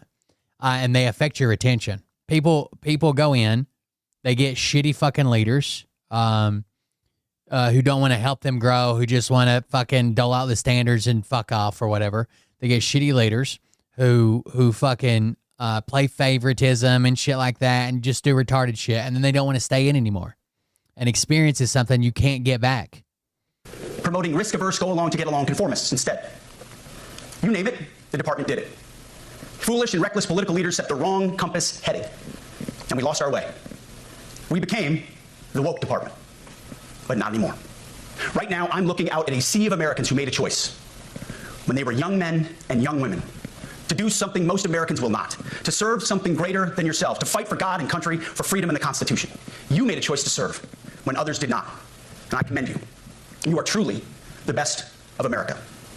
But this does not mean, and this goes for all of us, that our path to this auditorium on this day was a straight line, or that the conditions of the better. To point out the obvious things right in front of us. That's what leaders must do. We cannot go another day without directly addressing the plank in our own eye, without addressing the problems in our own commands and in our own formations. This administration has done a great deal from day one. The politics. No more identity months, DEI offices, dudes in dresses. No more climate change worship. No more division, distraction, or gender delusions. No more debris. As I've said before, and will say again, we are done with that shit. I've made it my mission to uproot the obvious distractions that made us less capable and less lethal. That said, the War Department requires the next step. Underneath the woke garbage is a deeper problem, and a more important problem that we are fixing and fixing fast. Common sense is back at the White House, so making the necessary changes is actually pretty straightforward. President Trump expects it. And the litmus test for these changes is pretty simple. Would I want my eldest son, who is 15 years old, eventually joining the types of formations that we are currently wielding? If in any way the answer to that is no, or even yes, but, then we're doing something wrong. Because my son is no more important than any other American citizen who dons the cloth of our nation. He is no more important than your son. All precious souls made in the image and likeness of God. Every parent deserves to know that their son or their It sounds almost like a sermon. daughter that joins our ranks is entering exactly the kind of unit that the Secretary of War, How many times are they going to call to God? his son, to join. Think of it as the golden rule test. Jesus said, do unto others that which you would have done unto yourself. It's the ultimate simplifying test of truth. The new War Department golden rule is this: do unto your unit as you would have done unto your own child's unit. Would you want him serving with fat or unfit or undertrained troops? Or alongside people who can't meet basic standards? Or in a unit where standards were lowered so certain types of troops could make it in? In a unit where leaders were promoted for reasons other than merit, performance, and warfighting? The answer is not just no, it's hell no. This means at the War Department, first and foremost, we must restore a ruthless, dispassionate, and common sense application of standards. I don't want my son serving alongside troops who are out of shape, or in combat unit with females who can't meet the same combat arms physical standards as men, or troops who are not fully proficient on their assigned weapons, platform, or task, or under a leader who was the first, but not the best. Standards must be uniform, gender neutral, and high. If not, they're not standards. They're just suggestions. Suggestions that get our sons and daughters killed. When it comes to combat arms units, and there are many different stripes across our joint force, the era of politically correct, overly sensitive, don't hurt anyone's feelings leadership ends right now. At every level, either you can meet the standard, either you can do the job, either you are disciplined, fit, and trained, or you are out. And that's why today, at my direction, and this is the first of 10 Department of War directives that are arriving at your commands as we speak and in your inbox. Today, at my direction, each service will ensure that every requirement for every combat MOS, for every designated combat arms position, returns to the highest male standard only. Because this job is life or death. Standards must be met. And not just met, at every level we should seek to exceed the standard, to push the envelope, to compete. It's common sense. In core to who we are and what we do, it should be in our DNA. Today, at my direction, we are also adding a combat field test for combat arms units that must be executable in any environment at any time. We just heard this part, didn't we? I'm also directing that warfighters in combat jobs execute their service fitness test at a gender-neutral, age-normed male standard scored above 70%. It all starts with physical fitness. It's tiring to look out at combat formations, or really any formation, and see fat troops, and it's not who we are. So whether you're an airborne ranger or a chairborne ranger, a brand new private or a 4-star general, you need to meet the height and weight standards and pass your PT test. And as the chairman said, yes, there is no PT test. But today, at my direction, every member of the joint force at every rank is required to take a PT test twice a year, as well as meet height and weight requirements twice a year, every year of service. Also today, at my direction, every warrior across our joint force is required to do PT every duty day. It should be common sense. I mean, most units do that already, but we're codifying it. And we're not talking like hot yoga and stretching. Real hard PT, either as a unit or as an individual. At every level, from the Joint Chiefs to everyone in this room to the youngest private, leaders set the standard. And so many of you do this already. Active, Guard, and Reserve. This also means grooming standards. No more beards, long hair, super it's a joke. Expression. Chairborne Ranger. Shave our beards and adhere to standards. Because it's like the broken windows theory of policing. It's like when you let the small stuff go, the big stuff eventually goes. So you have to address the small stuff. This is on duty, in the field, and in the rear. If you want a beard, you can join Special Forces. If not, then shave.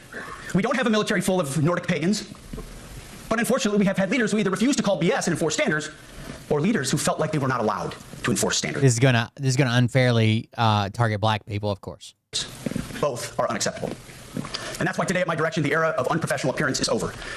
No more beardos. The era of rampant and ridiculous shaving profiles is done. Simply put, if you do not meet the male level physical standards for combat positions, cannot pass a PT test, or don't want to shave and look professional, it's time for a new position or a new profession. I sincerely appreciate the proactive efforts the secretaries have already taken in some of those areas, service secretaries. And these directives are intended to simply accelerate. Yeah, it's very, very, very heavily. There were some people who abused it, I'm sure, who like just got razor burn, told the doctor it was a lot worse than it really was, and got a profile. I was never on a profile. There was people in my units that were on profiles before. I'm sure there's people that abused it. But it's a big deal with that black people and their skin and their hair texture, and how bad they get like super razor burn to where they just have like bleeding wounds. Accelerate those efforts. On the topic of standards, allow me a few words to talk about toxic leaders. Upholding and demanding high standards is not toxic. Enforcing high standards, not toxic leadership.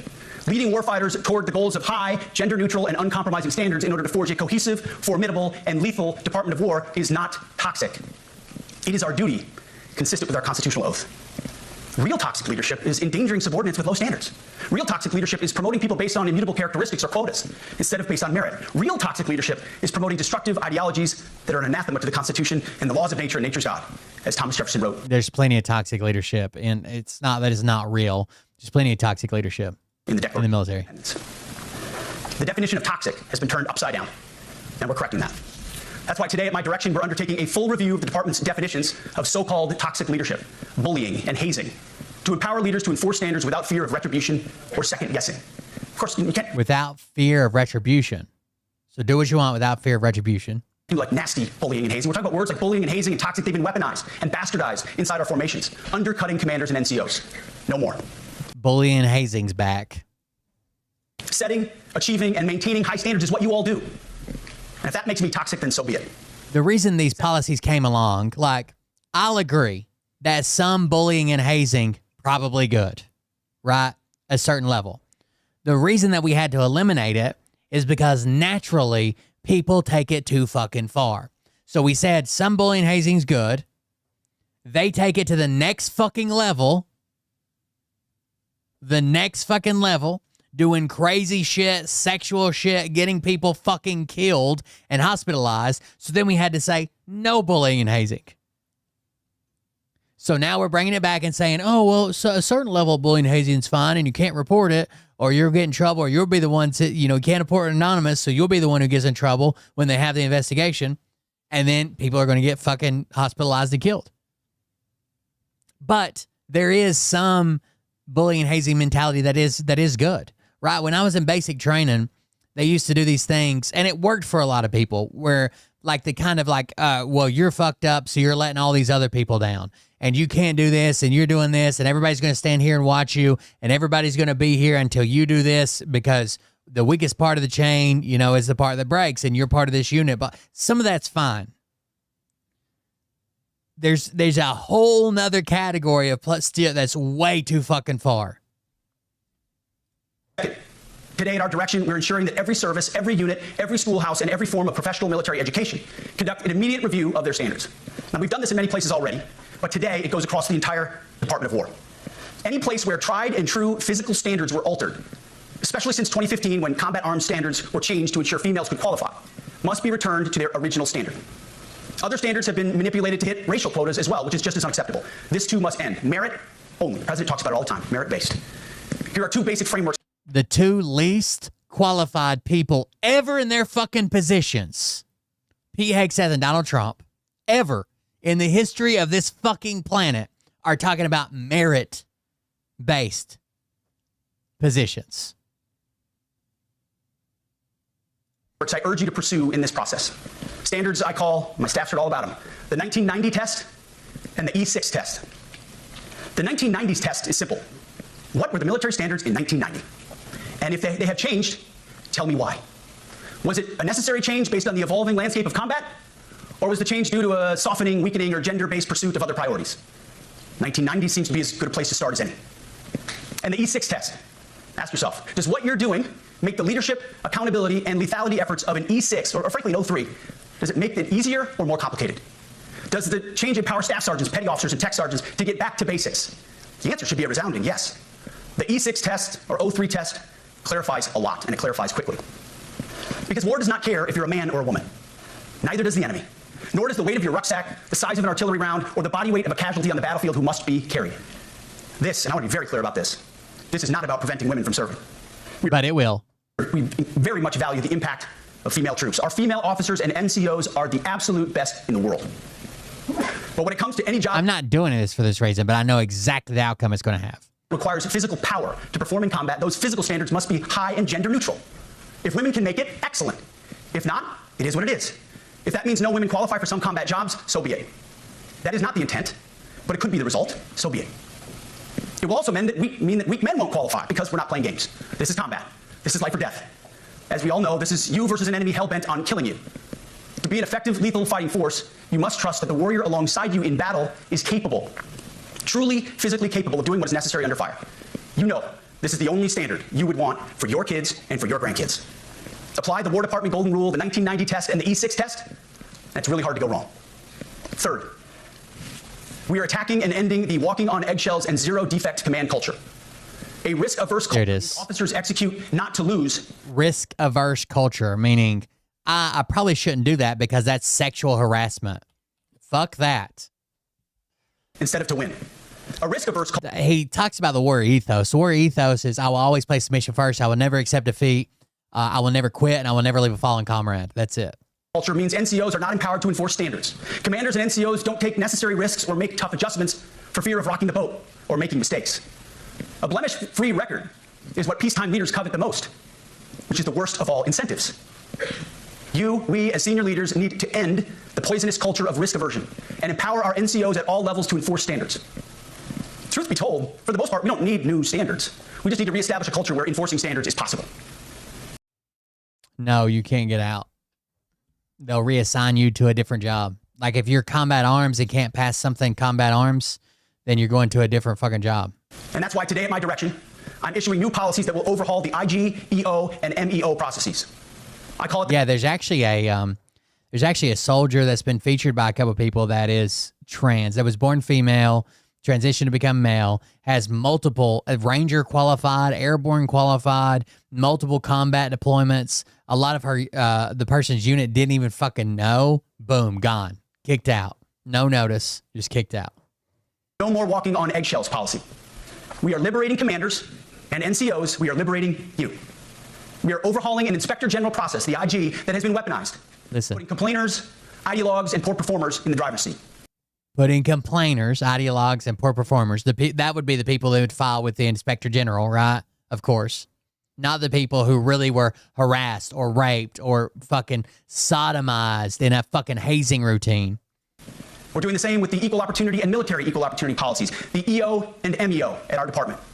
No more frivolous complaints, no more anonymous complaints, no more repeat complainants, no more smearing reputations, no more endless waiting, no more legal limbo, no more sidetracking careers, no more walking on. There you go. Equal opportunity, gone. Military equal opportunity, gone. Shells.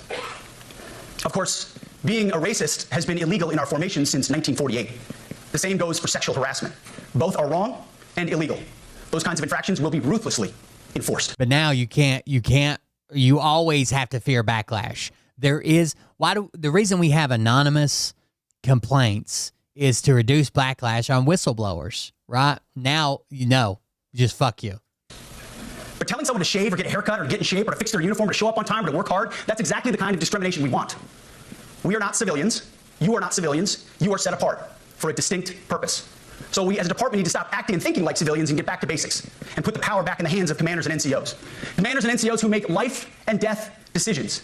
Commanders and NCOs who enforce standards and ensure readiness. Commanders and NCOs who in this War Department have to look in the mirror and have to pass the golden rule test. My kids, your kids, America's sons and daughters. So I urge you all here today and those watching, take this guidance and run with it. The core of the speech is the 10 directives we're announcing today. They were written for you. For Army leadership, for Navy leadership, for Marine Corps leadership, for Air Force leadership, Space Force leadership. These directives are designed to take the monkey off your back and put you, the leadership, back in the driver's seat. Move out with urgency because we have your back. I have your back. And the Commander-in-Chief has your back. And when we give you this guidance, we know mistakes will be made. It's the nature of leadership. But you should not pay for earnest mistakes for your entire career.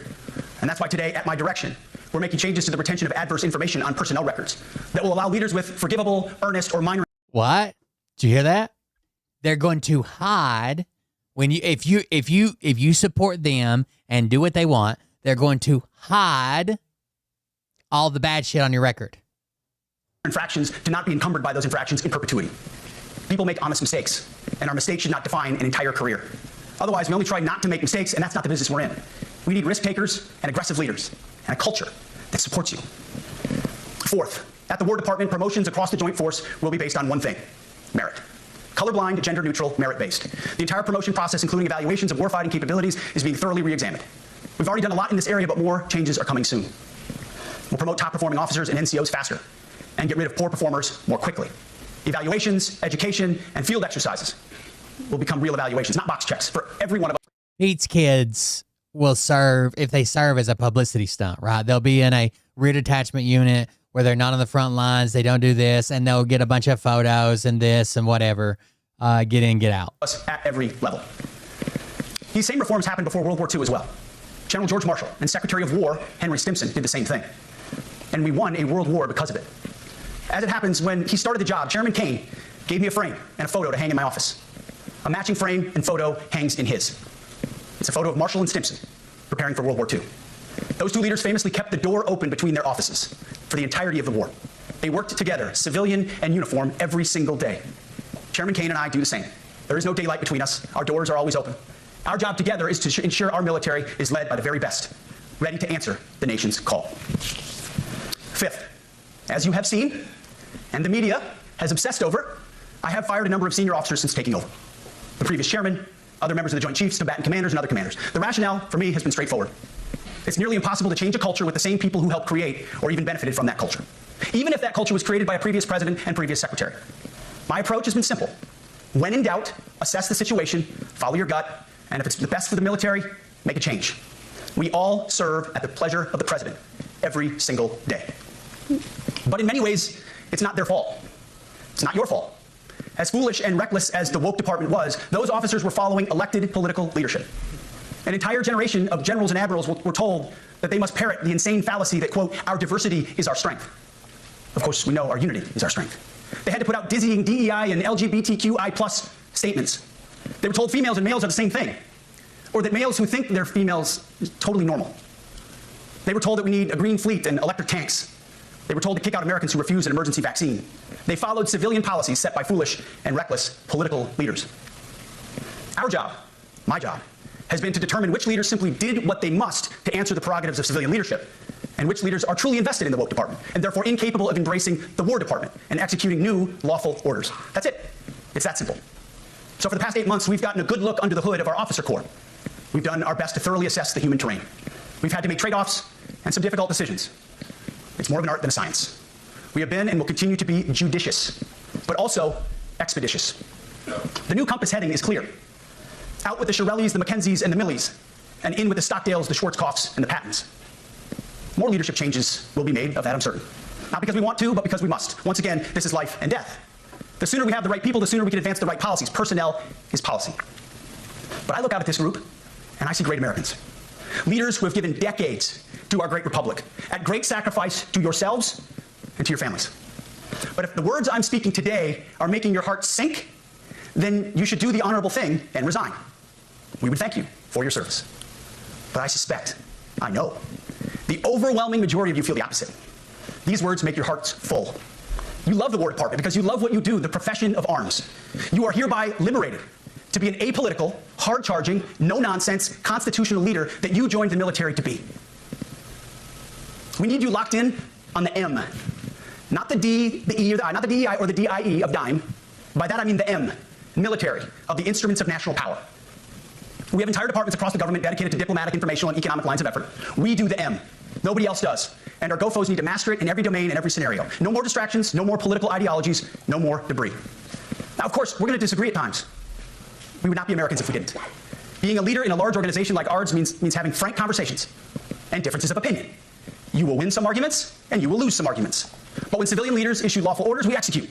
DIME is a well-known acronym, I guess, in upper levels of political, military, or whatever. It's the instruments of national power. I guess you would learn about this in like upper-level civics and shit.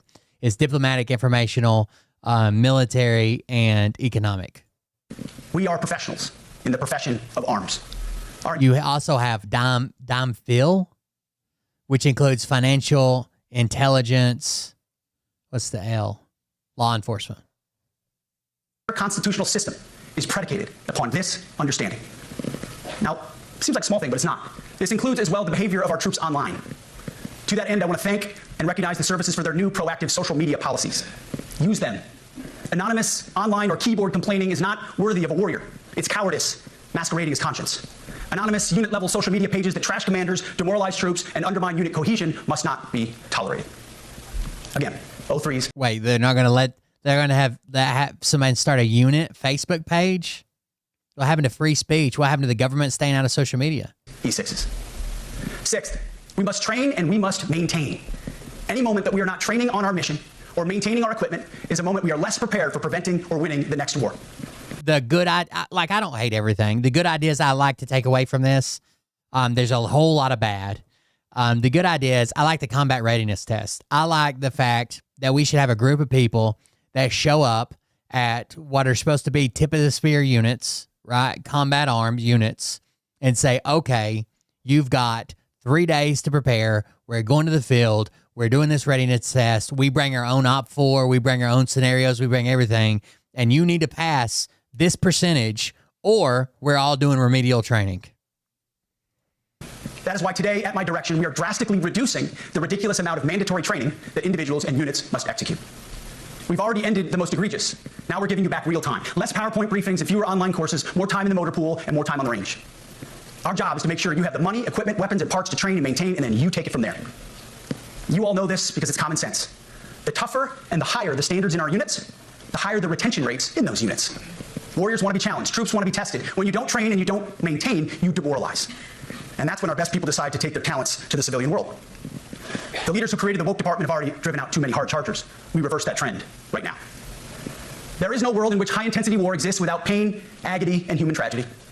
We are in a dangerous line of work. You are in a dangerous line of work. We may lose good people. But let no warrior cry out from the grave, if only I had been properly trained. We will not lose warfighters because we fail to train or equip them or resource them. Shame on us if we do. Train like your warriors' lives depend on it. Because they do. To that point, basic training is being restored to what it should be. Scary, tough, and disciplined.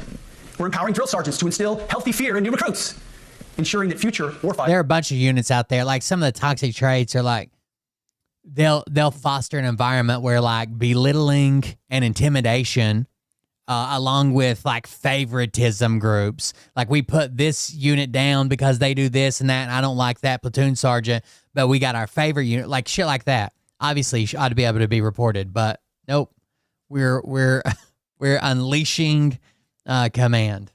Fighters are forged. Yes, they can shark attack, they can toss bunks, they can swear, and yes, they can put their hands on recruits. This does not mean they can be reckless or violate the law, but they can use We will not lose warfighters because we fail to train or equip them or resource them. Shame on us if we do. Train like your warriors' lives depend on it. Because they do. To that point, basic training is being restored to what it should be. Scary, tough, and disciplined. We're empowering drill sergeants to instill healthy fear in new recruits. I have no idea. I hear stories all the time about how woke basic training is, and they get cell phones and pizza parties and blah, blah. Have no fucking idea. Okay?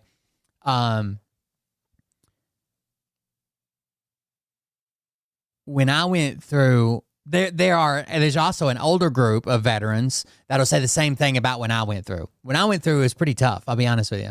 Nothing I couldn't get through. I got shoved down a flight of stairs one time for being in a drill sergeant's way. I ended up fracturing my arm. They wouldn't let me go to fucking sick call to get it checked out until after training was over. I had to finish with a fracture in my fucking arm. I watched them almost kill a kid. Had a kid in full mop gear, which is like shit for like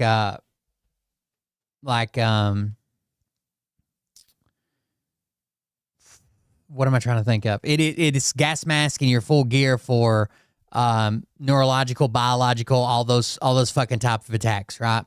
So it's like it's basically a big fucking almost like latex plastic suit plus fucking a goddamn gas mask, and none of your body heat. Yeah, chemical warfare. Thank you. None of your body heat and shit can get out. And they had him fucking bear crawling hills for several fucking hours. Like the rest of the unit was doing it. My unit was doing it too. We all quit. And a guy that they didn't like, that some of the drill sergeants didn't like, called him a quitter or called him lazy or whatever. Even though he was still training with us, they said that he was half-assing us. So they made us sit on the bottom and they kept running him until he just fell over. Like he quit sweating. He turned pink. We had to strip him down naked and put ice fucking towels, ice sheets on him, which are like sheets we keep in a cooler with water and ice, and to fucking bring him back to life. Like there's no way he probably got brain damage. We never fucking saw him again. He ended up being taken by ambulance out of there. Like I saw him almost kill a guy. So I don't know what the standards are now, but every generation will say that theirs was tougher than it is now. And theirs was tougher than it is now. And theirs was tougher than it is now. So it is what it is. Ensuring that future warfighters are forged. Yes, they can shark attack, they can toss bunks, they can swear, and yes, they can put their hands on recruits. This does not mean they can be reckless or violate the law, but they can use put their hands on recruits. I don't know what that means. When we're saying we're not going to be reckless, we're not going to violate the law. You know what assault is, right? Does assault happen in basic training? It did when I was in there, absolutely. But can you say that they're not going to violate the law about that? I don't know. It's one thing to grab somebody to get their fucking attention and say, go this way, and be scary about it, right? It's another thing to fucking, like I got thrown down the stairs, a flight of stairs. Everywhere you go, you have to fucking run, right? You have to be like fucking full on sprint. Like you can't be like wasting time. Especially not like when you're marching places, but like when you're by yourself and they send you somewhere, you have to be fucking sprinting. And I was coming up the stairs and turned another bank of stairs, and the third floor drill sergeant was just coming down the stairs. and I didn't fucking see him. I got turned right into him, and he fucking took a big shoulder and just threw me down the stairs with his shoulder. Tried and true methods to motivate new recruits, to make them the warriors they need to be. Back to basics at basic as well. Of course, and you know this basic training is not where mission readiness should end. The nature of the evolving threat environment demands that everyone, in every job, must be ready to join the fight if needed. A core credo of the Marine Corps is every Marine a rifleman. It means that everyone, regardless of MOS, is proficient enough to engage an enemy threat at sea, in the air, or in a so-called rear area. We need to ensure that every member of our uniformed military maintains baseline proficiency in basic combat skills, especially because the next war, like the last, will likely not have a rear area. Finally, as President Trump rightly pointed out when he changed the department name, the United States has not won a major theater war since the name was changed to the Department of Defense in 1947. One conflict stands out in stark contrast: the Gulf War. Why? Well, there's a number of reasons, but it was a limited mission with overwhelming force and a clear end state. But why did we execute and win the Gulf War the way we did in 1991? There's two overwhelming reasons. One was President Ronald Reagan's military buildup gave an overwhelming advantage. And two, military and Pentagon leadership had previous formative battlefield experiences. The men who led this department during the Gulf War were mostly combat veterans of the Vietnam War. They said never again to mission creep or nebulous end states. The same holds true today. Our civilian and military leadership is chock full of veterans from Iraq and Afghanistan who say never again to nation building and nebulous end states. This clear-eyed view, all the way in the White House, combined with President Trump's military buildup, postures us for future victories if, and we will, and when we embrace the War Department. And we must. We are preparing every day. We have to be prepared for war, not for defense. We're training warriors, not defenders. We fight wars to win, not to defend. Defense is something you do all the time. It's inherently reactionary and can lead to overuse, overreach, and mission creep. War is something you do sparingly, on our own terms, and with clear aims. We fight to win. We unleash overwhelming and punishing violence on the enemy. We also don't fight with stupid rules of engagement. We untie the hands of our warfighters to intimidate, demoralize, hunt, and kill the enemies of our country. That's war crimes. No more politically correct and overbearing rules of engagement. Just common sense, maximum lethality, and authority for warfighters. That's all I ever wanted as a platoon leader. And it's all my E6 squad leaders ever wanted, back to that E6 rule. We let our leaders fight their formations, and then we have their back. It's very simple, yet incredibly powerful. A few months ago, I was at the White House when President Trump announced his Liberation Day for America's trade policy. It was a landmark day. Well, today is another Liberation Day. The liberation of America's warriors, in name, in deed, and in authorities. You kill people and break things for a living. You are not politically correct and don't necessarily belong always in polite society. We are not an army of one. We are a joint force of millions of selfless Americans. We are warriors. We are purpose-built, not for fair weather, blue skies, or calm seas. We were built to load up in the back of helicopters, 5 tons, or Zodiacs, in the dead of night, in fair weather or foul, to go to dangerous places, to find those who would do our nation harm, and deliver justice on behalf of the American people in close and brutal combat if necessary. You are different. We fight not because we hate what's in I mean, it almost sounds like we're training people to go back to fucking Vietnam. The battlefield is changing drastically. front of us. We fight because we love what's behind us. You see, the Ivy League faculty lounges will never understand us, and that's okay, because they could never do what you do. The media will mischaracterize us, and that's okay, because deep down they know the reason they can do what they do is you. In this profession, you feel comfortable inside the violence so that our citizens can live peacefully. Lethality is our calling card, and victory our only acceptable end state. In closing, a few weeks ago, at our monthly Pentagon Christian prayer service, I recited the commander's prayer. It's a simple yet meaningful prayer for wisdom for commanders and leaders. Did you see the way he hijacked the Lord's fucking prayer? How fucking blasphemous that was? Taking the Lord's fucking prayer and putting it over videos of us fucking bombing other countries and shit. I encourage you to look it up if you've never seen it. But the prayer, it ends like this. And most of all, Lord, please keep my soldiers safe. Lead them, guide them, protect them, watch over them. And as you gave all of yourself for me, help me give all of myself for them. And amen. I have prayed this prayer many times since I've had the privilege of being your secretary. And I will continue to pray this prayer for each of you as you command and lead our nation's finest. Go forth and do good things, hard things. President Trump has your back, and so do I. And you'll hear from him shortly. Move out and draw fire, because we are the War Department. Godspeed. Room, attention. People were like, they didn't clap, they didn't cheer, you didn't. You're not going to get that. They're in formation, right? They were just called to attention. You're not going to hear cheers and claps and shit.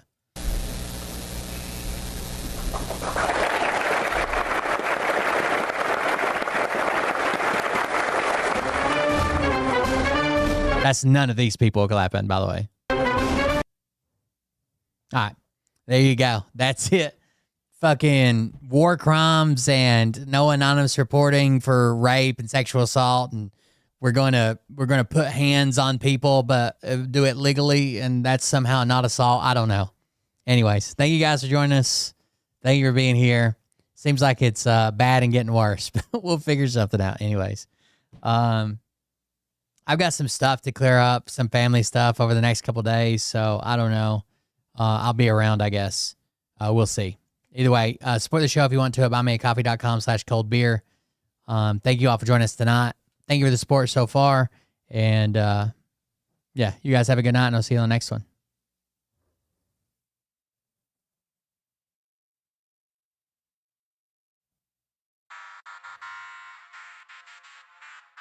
But I can tell you this about if this douchebag happens to see this particular show, you don't have the forking balls to call out the people on this planet by name and tell them exactly who they are and tell them the rest of the world who they are. You don't have the forking balls. You don't have the balls.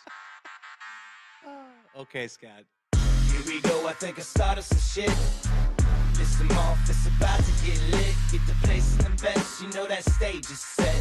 You better buckle up, cause you ain't seen none yet. Here we go, I think I started some shit. Piss them off, it's about to get lit. Get the place in the best, you know that stage is set. You better buckle up, cause you ain't seen none yet. And they say that I'm a lunatic. Well listen bitch, I came equipped with a quick wit and a 6th sense for the stupid shit. Where my true believers? Y'all need Jesus. Praise the Lord, head to the extreme. All these false fucking prophets who profit off of gossip. Worshipping drums, cocking, begging for a throat deposit. Swinging fucking meat hammers like fool in a thong. He's strapped to the shaft, beating his chest like he's King Kong. Starving for attention, I'ma make your gut burst. I'll be your huckleberry, I can quench that thirst. Baby eating lizard people, alien sex. What's next? Trump in a dress, fucking Flynn on his desk. A retard in a vest, climbing up 5G towers. Cause you told him if he did, he'd get fucking superpowers. Here we go, I think I started some shit. Piss them off, it's about to get lit. Get the place in the best, you know that stage is set. You better buckle up, cause you ain't seen none yet. Here we go, I think I started some shit. Piss them off, it's about to get lit. Get the place in the best, you know that stage is set. You better buckle up, cause you ain't seen none yet. I used to find clues too when I was high on shrooms. I found myself a tunnel that led to Jason Q's bedroom. Open his closet, I found some of his meat rockets. I strapped them to my shoes and then I flew through the roof. I found myself in orbit strapped to an F-16. High on amphetamine. What cat? In between, put on a light coat of baby oil and saluted the troops. He tapped me on the shoulder and said, "This is gonna be it." Whoa, wait. Stop. What? I'll get my files. Wait, what are you doing? Stop. Hold on. Fucking stop. Dude, come on. Seriously. My mom's an alcoholic. Oh, give me a... Oh, my God. Damn it. Here we go. I think I started some shit. Piss them off. It's about to get lit. Get the place in the best.